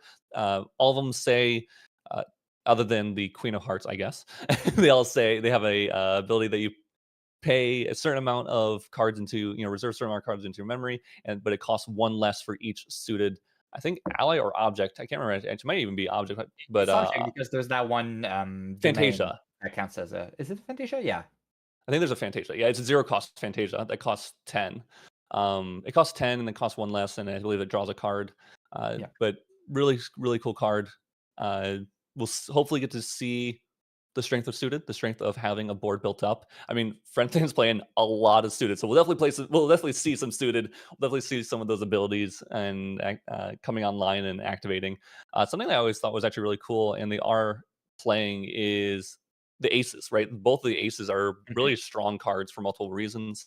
The Ace of Spades is giving you a lot of, Buff I guess, counters. yeah, a lot of buff counters. I was gonna say value. I was like, that's not quite right, Yeah. but Or a presence, lot of, I guess. yeah, a lot of buff counters on Nua, and there's also it's Rouge, right? Rouge, Ace Rouge, yeah. of, yeah. Um, Ace of Hearts, which is dealing a lot of damage. It's similar to Rococo, which we've seen in the past, but it has like a scaling effect to it, which is also really neat. It's not just, it's only whenever deal 2 damage. It can actually deal more than that. It can deal a lot of damage actually. Up Yeah, to 8, 8 I to believe. the face. 8 to the Yeah. face is very scary if it ever happens. It's a very harsh requirement, so I'm not It sure we're is. going to see that in play. Yeah. I mean, if we see a Queen of Hearts on board, which does make all suited allies invulnerable or indestructible, I believe it is, uh, that obviously is adding 10 to the requirement that Ace of Hearts needs. But right now we'll see CL, this is a water allies CL, which we did see earlier on the stream. So getting that fractal rain start, which is going to start generating value, even if it doesn't hit a floating memory, it's okay because it's CL who's going to start using those cards in graveyard for their omens. And then we see the Arthur, always a good card. You change archetype, but it's still something that you need to play. It's just that good. Yes, Arthur can represent a lot of damage, and with the new, I think it's the 4 of Hearts, I believe it is, which is it's a 4 card. Of course, all the heart cards are sorry, suited cards. Their cost relates to the number that of the suit or the card that it is. So 4 of Hearts costs 4, and it's a 1/3, but you can as cardistry, pay 4, draw a card into memory, and then put a fire or norm element suited ally card from your with a reserve cost 3 or less from your memory onto the field. Now, this will actually cost 3 less. So even though it says 4, it actually will cost 3. So you can actually do it turn 1 going second. But with this Arthur on board, if we do see a 4 of Hearts, that means it can actually put 2 allies out on the board automatically with that, as long as you have a influence of 8. And of course, like you were talking about earlier, Arthur's really strong, represents a lot of damage if not dealt with. So we need to mention that's a first. Is he using an SD card or like a Switch cartridge as a token? Yeah, it looks like it in the upper left there. Yeah, yeah. Well, when you need a counter, it might just be what's needed. Anything works, yeah. I think we see is a 2 of That's spades. the I two, believe. yeah, the one that has fast. So this is probably at the end of Neonixlax's turn. Yep, I think it's actually in recollection because I think they materialize GCR. Oh yeah, the GCR, yeah. So I think this is just recollection here, and then they'll 2 heart spades is a really cool card. Is we don't see fast activation on allies too often now more than before. It does have a cardistry effect where you pay 2 and put a buff counter on it, and it costs 1 less for each suited object you control. And since 2 of spade is one of those objects, it actually only costs 1. So it's a 2-drop 2/2 or 3-drop 2/2, depending on how you want to look at it. That has fast activation. Of course, with this Arthur, it's going to be swinging for 3 because Arthur is giving that +1 power. Yeah, already putting out a lot of pressure, and we've seen not a lot of actual gas from Neonixlax's hand. The Fractal Rain revealed to diffusive block. It blocks some damage, but if you don't have any allies to protect, it's not doing much. Yeah. We see here. I think this is 3, I I think. is that the 3? Yeah, which is draw discard, if I remember correctly. Yeah, that seems to be it. Yeah, just deciding on the effect here. So, 3 of Hearts, I actually think is one of the better suited cards because suited allies, I should say, because at the worst comes the worst is a 3-drop 2/3, which obviously has an activated ability. So we're seeing a 3-drop 2/3, and I think is this Rouge Ace of Spades already, or Ace of Hearts? Sorry. Yes, and so we see the effect at 6. We have 3, 2, and 1. Deal 2 damage to something. That's a Rococo. Wow. Yeah, it's a Rococo, but you don't have to meet the requirements of having a low influence, and then also swinging for 2. So really cool. Showing that Frenthian isn't scared to use this for really large attacks or large non-attack damage with the Enter. Just using it as a Rococo, which is always strong. In this case, it's getting a Rococo that can be used earlier than not. But don't worry, CL had a play just in case, which is classic revitalizing cleanse, able to recover 4 and draw a card. Save some of that damage, or take off some of that damage that was dealt to them, and gain some value. Still quite endangered. Paying with the Fractal is interesting here, meaning he clearly wants to keep those cards in hand for something, maybe a backup charger. Because with the card draw from the clans, he's at 3 cards in hand now. But drawing cards is interesting. You'd imagine he'd probably maybe want to level up and get more of that health buffer. So maybe he's looking for something. Maybe he doesn't like his hand and wants to do something with that.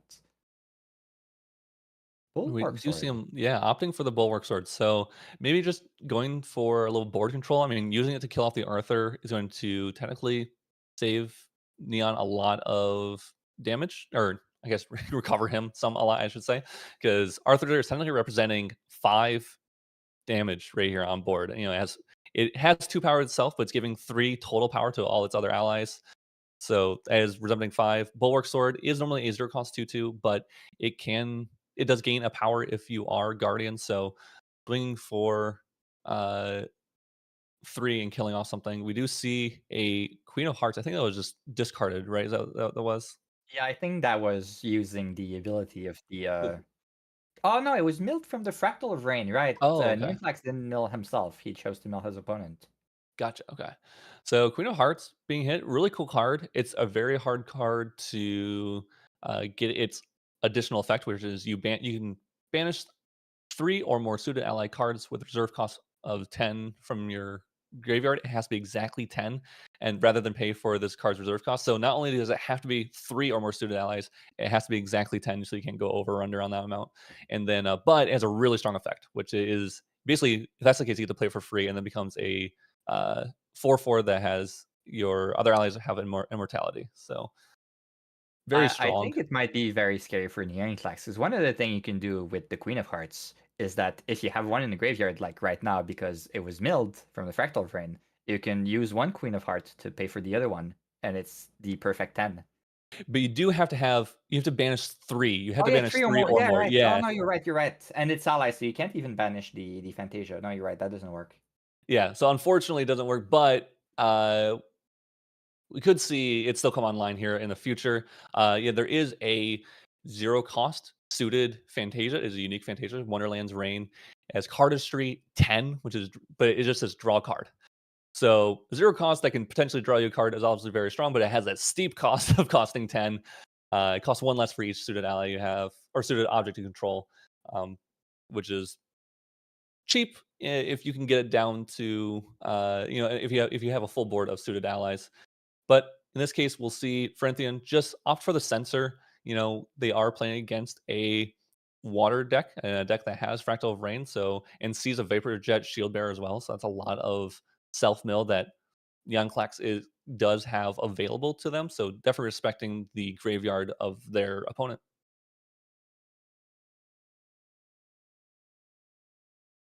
That is I think it that's the the 4. I Oh think yeah, it's the that is 4 of an ally. hearts. Yeah, that looks like the 4. I Yeah. believe that's the 4 of hearts. That's what I was talking about earlier. So really cool card. Is a 4-drop 1/3, which is not great stats and value, but the fact that the cardistry draws a card into memory, and then you can put a suited ally that is either fire or norm with reserve cost 3 or less from your memory onto the field, and it costs 1 less. So in this case, it will only cost 1, which is like pay 1, draw a card, and then you can get another ally onto board is really strong, and potentially it can have a reserve cost of 3 or less. So we could put another 3 cost ally onto board here, depending on Neoclax's response. It's just more proof that that Arthur really, really needed to go. Yes, very much so. We do see a Frostbind. So planning to Frostbind this, making it so the 4 of Hearts suited our cardistry ability cannot be activated here because Frenthian has no other cards in hand. So it doesn't negate it, but essentially is buying CL one more turn of of a little safety here, I think. Now, obviously not that they would necessarily die, but slowing down on your opponent is always a decent game plan too. Yeah, just having the window to be able to kill it before it does its ability. Yes. Yep. They do have that bulwark sword, so they can kill off the 4 of hearts if they choose to do so here, or any of the other allies, of course. I don't think we've seen the 3 of hearts ability used yet. Not that it's super relevant, but since it does draw you a card first and then you discard a card, and it currently would be free to use here because it costs 3 normally and you have 3 suited objects. So they were able to use a 3 of hearts ability to draw a card and discard a card if they were looking for something or put a fire in the graveyard or whatever it might be, could be worth it, especially if it's just going to die anyway. Overall, it's been a pretty unlucky game for Neoniclax. We've seen in the earlier round that the game plan of the deck is just apply a lot of pressure with big allies, and not a single one has been on the board yet. Yes, very true. Neoclax does have a bunch of 3 power 4 life allies that they could be playing, which is actually pretty good against Frenthian's build here. How their deck is built. I mean, killing off Cardistry is kind of crucial to slowing them down and slowing down their game plan. I mean, the less Cardistry they have on board, the slower their turns are going to go. The less power, drastically, the less power they have. So, not finding those, but Neoclax is doing something different and putting just more Vapor Jet Shield Bearers on the board. Getting the self mill engine online a little bit. Hopefully putting some floating memory into the graveyard, or at the very least, putting some cards in there that are going to turn into omens later on. Yeah, not as big as you'd hope, but discarding milling the Paladin is kind of sad. Obviously, there's the sensor on board, so you'd never be able to actually eat a float with that. But it's still a 2/3 ally. It's still decent by itself. Yeah. And I think I also milled the I forget what it's called. the 10 attack. Sorry, 10 cost 7. That's Dredging Stream, the floating memory card with banish a card from a graveyard. Gotcha. Yeah, one of the new DTR cards. Really cool card. I like that. Yeah, it's a level. I think it's level 2+ floating memory. Yeah. But I think the main use for that is probably targeting the Spectre decks. Yeah, I mean, targeting Spectre decks or just targeting anything that's just putting a floating memory in the drop. It does have fast speed, so you are minusing your opponent one, resource, but you're eventually will gain the resource because it becomes floating memory for you. Really solid. Something really cool. So Terraforming, obviously very good. We've seen it in every deck. We were talking about this earlier. It's one of those classic cards that are just put into a lot of decks. It's really good in ally decks, but I say even more so in cardistry and in suited decks, because they really want to keep their allies on board. And so stopping your opponent from being able to attack and kill off your allies is more crucial than ever. We do see a Duchess 6 of Hearts coming on the board, which is a neat card. Because Kindle. Yeah. And have we seen? I don't think there's been a single action card in Franthian's graveyard that can be brought back with that ability, right? I don't think so. Not yet, at least. I think every single turn has been an ally. Not sure if they play too many cards they could even bring back in their material deck. I think the best card you can do is Ashen Riffle, I believe it's called, which allows you is a 2-cost fire action mage suited spell where you reveal the top 4 cards of your deck, and then you banish up to 2 suited non-action cards revealed this way, and you put the rest on the bottom of your deck in any order. So basically, it's kind of like a draw 2. We do see it looks like it's just lethal for yeah, the Noir came down, yeah, and with the 10 effect, so she'd be a 4/4, I think. That's crazy. Yeah, Ace of Spades can gain. Yeah, it's 10 is put 2 buff counters, so it'd be a 3/3. 3/3. Yeah, very cool card. It is a 1-drop 3/3 is pretty decent, and it also has stealth if you have another suited ally. Which if you're playing her, you're probably playing her when you have another suited ally, so you get those buff counters on her. Pretty strong to have a 1-drop 3/3 with stealth. One water staple, especially in more allied builds, and even more in CL, because you got some extra taunt allies in there. There's the Aquifer Seneschal that we have not seen played yet. That the 3/4 with taunt that works very well with Lunette, card that I absolutely love. That I try to shove in everywhere. Yes, but that definitely would have been useful in this kind of matchup. I'm surprised the deck's not running it. I get some reasons for it. I personally tried to put it everywhere. Lunette's a really cool card. It's going to show its strength. Honestly, in this set, if cardistry becomes a thing, it's definitely a card to think about every single time you're playing any kind of water allies or just water in general, because it can slow down your opponent so much in their game plan. The one thing I was mostly thinking about Water Seal in particular, it's probably much harder to stay balanced, so Lunette will be that much more vulnerable. It is. I mean, if you are on Water Allies and you're able to drop one of those 3 forts like you're talking about earlier, and then also play on that, even if it's not balanced, as long as your opponent doesn't have some kind of uh if their only way to kill off allies is with their own allies, then doesn't matter if it's if it's balanced or not. At least for one turn, I should say. Yeah. Now, So both these card decks have sideboarded now. We do see, I think that's knowing all the suited cards. I that's think, the Three of Spade, and that yeah, I would one say, buffs the life of an ally, so it helps to prevent one good trade one time. yeah. Pretty cool card. I mean, it's a 3-drop 2/2, so a little bit under value on stats, but the ability can be very strong to, like you said, save an ally. Uh, Especially like I talked about earlier, and a deck that wants to keep its allies on board. It's pretty good. Oh, and I this think we're time we just have two Paladin in hand for Nearing Flag, so this game might play a little bit differently than the other one. seeing those paladins. I'm sure Neoclax is very happy to see those, but does tell Frenthian maybe we'll see what they materialize here on their next turn, but it could be a fast turn to censor, making sure that those paladins don't come online too soon, or to prevent your own allies from dying. So Looks like we level do. up, you want to start stacking up those omens early. Yeah, for sure. I mean, using that Serene Decree, I think we just use it to prevent a little bit of damage and then just draw a card in memory. Basically, just using it to replace itself, more or less, is probably the most important feature of that. But, saving some damage to your champion, always good, always practical. You might as well do it when you can. Yeah. So we play the Rampart. So Cool. we start with the 3/4 beatdown.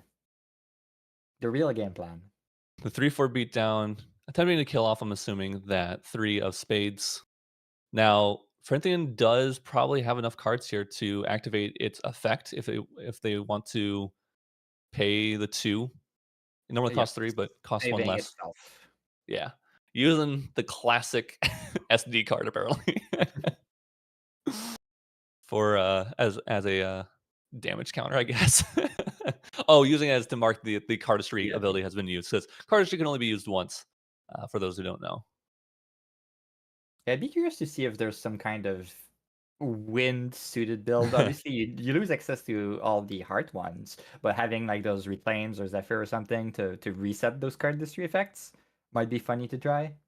Yeah, it'd be very cool. I mean, I'm assuming in next set we were gonna get a little more cardistry, maybe some clubs. So after that Maybe. happens, if we do find clubs, we could have a decent board of spades and clubs, and then you can play on whatever element you want there.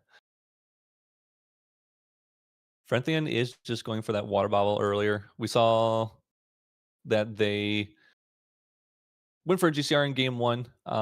They do have, bobbles to play around with.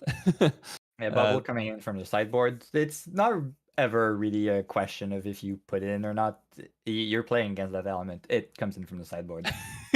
I feel the same way with Verdant Protective Trinket. So I'm like, I should just slot this in no matter what into my sideboard, because one day or another I'm gonna play against water.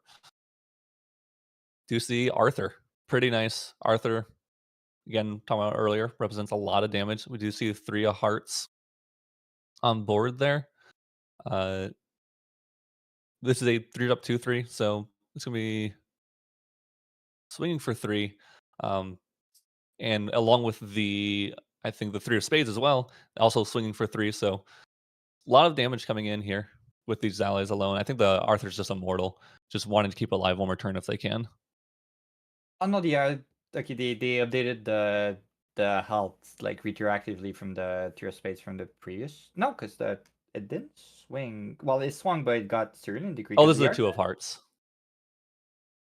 This is a 2 of hearts for sure. Oh, Yeah, that's the yeah, two. Okay, yeah, that makes more sense. yeah. 2 of hearts, cool card. Is a potential to cost 3/1 for a turn. With this Arthur, of course, it's just going to be swinging for only 2 unless the uh, Arthur wasn't immortal. Sorry, Arthur just No, swung for a game. Arthur went face. Yes. Yeah, sorry. So yeah, this the Two of Hearts is just swinging for 1 or 2 here with the Arthur on board and not threatening too much damage here. Neoclax respecting board, which Yeah, is makes clearing the sense. board is exactly what you want to do. You have bigger allies as long as you prevent those cardistry effects from Nice. being too effective. You'll probably winning in the long run. Yeah. I forgot Rampart was on board, so I'm sure that Two of Hearts went into that Rampart, killed it off. Yeah, and then the rest swung into the I thing. thought that was the 3 and was wondering how the math was mathing out. But Yeah. the 2 makes it correct. Everything is good now.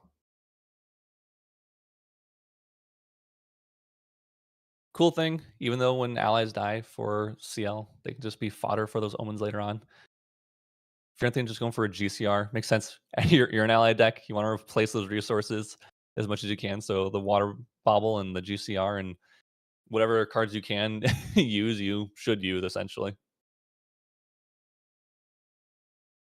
Yeah, and there's still the possibility here of playing some of those big impactful plays, the aces or the duchess.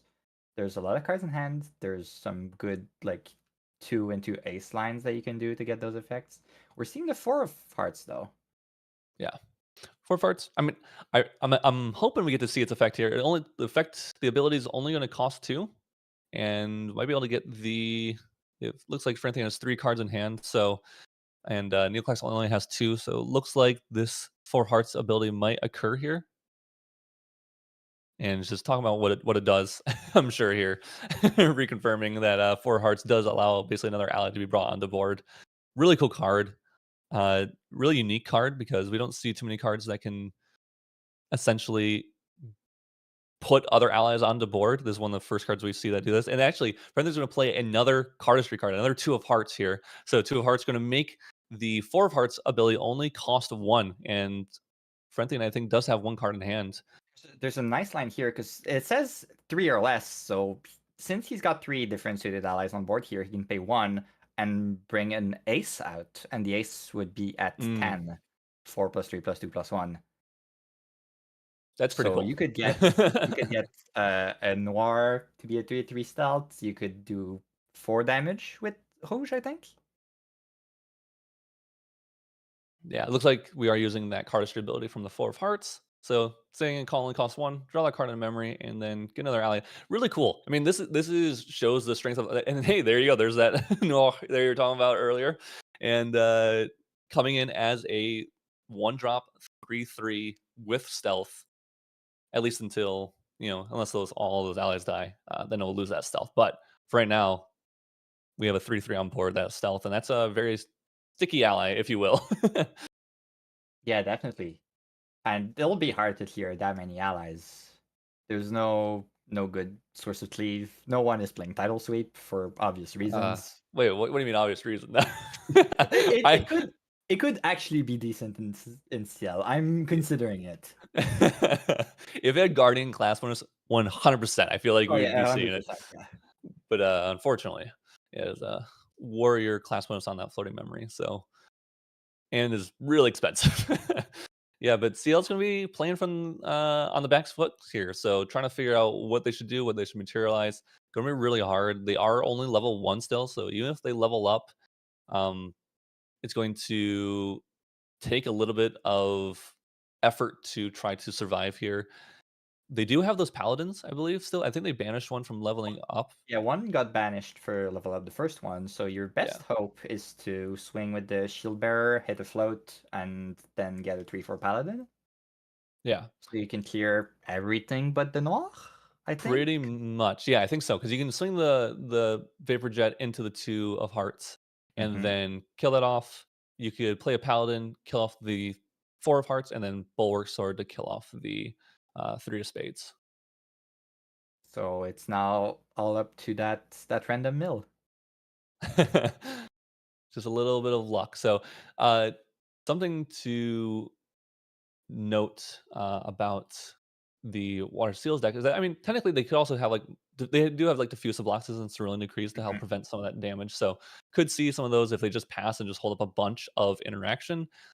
double diffusal block, prevents a decent amount of damage, up to 4 damage here, and then they can also use those cards to level up, which wouldn't be the worst play.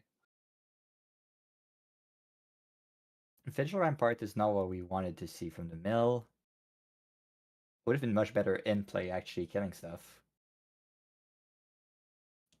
Yeah, I wonder if that is the case, if that's something you want to do. I mean, it's not. There's no way for CL to get that into hand, so just milling it because Yeah, you why still need not? a Nomen at the end of the turn. Right.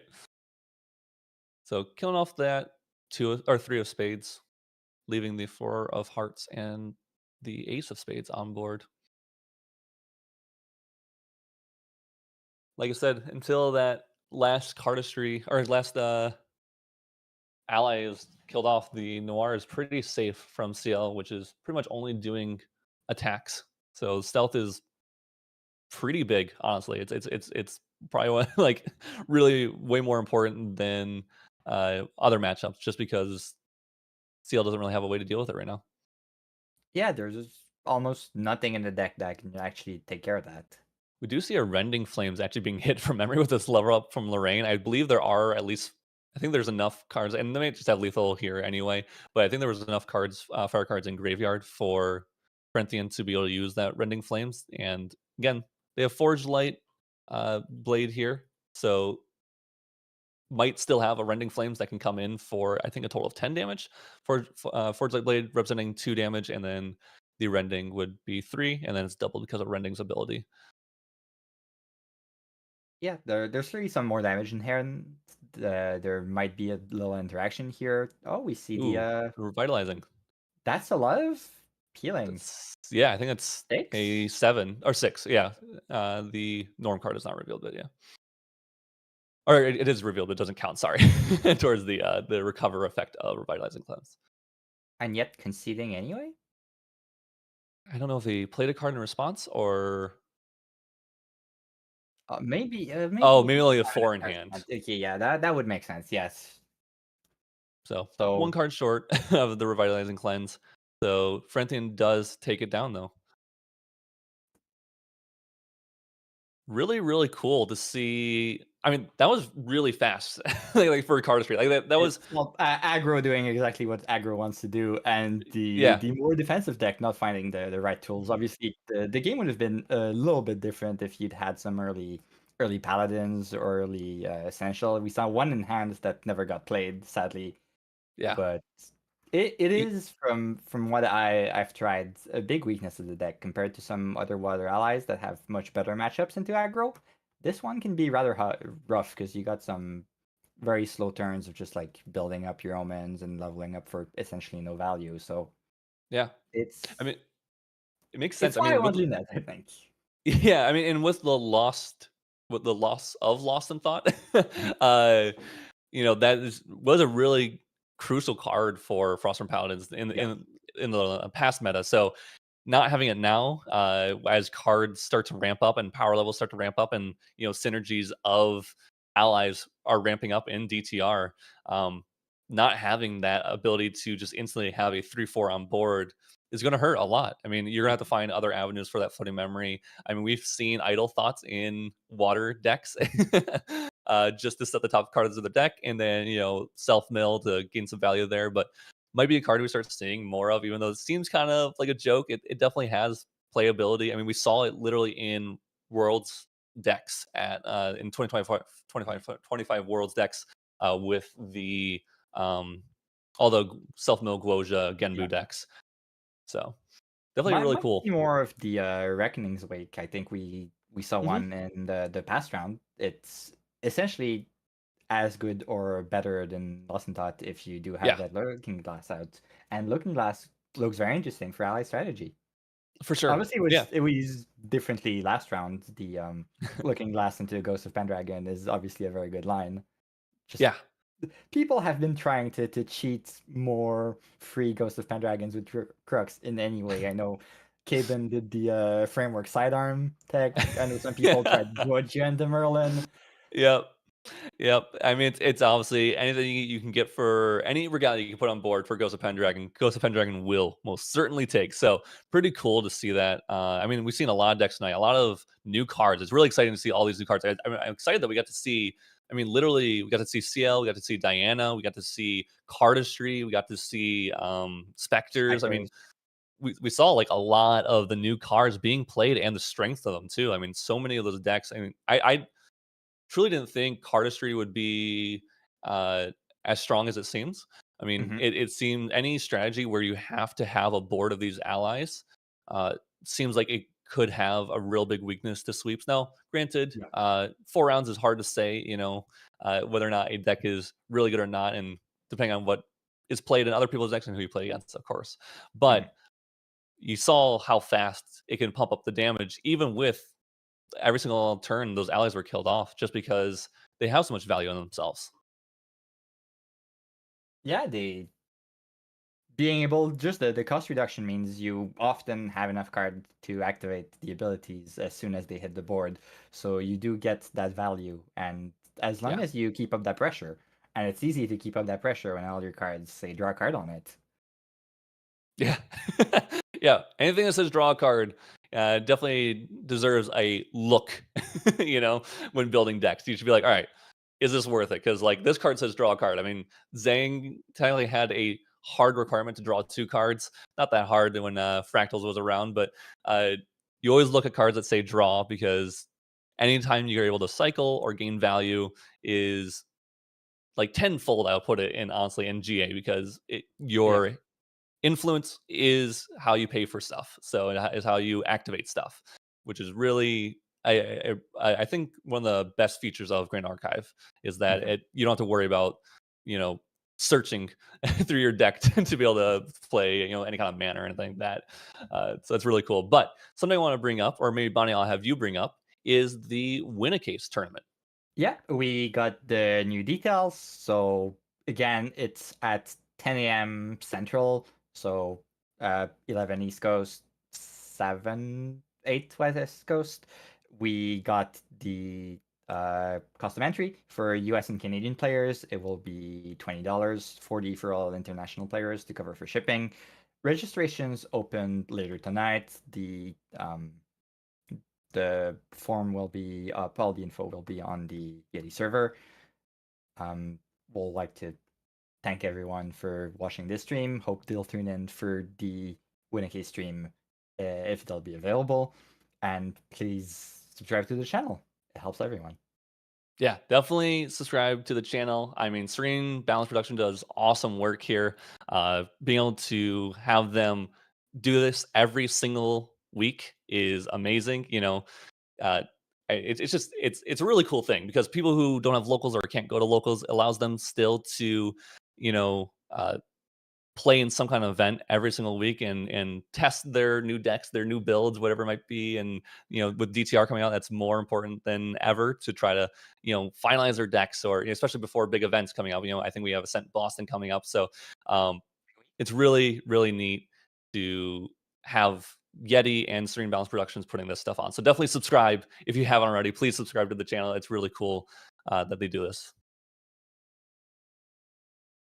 And I think that will be it for tonight.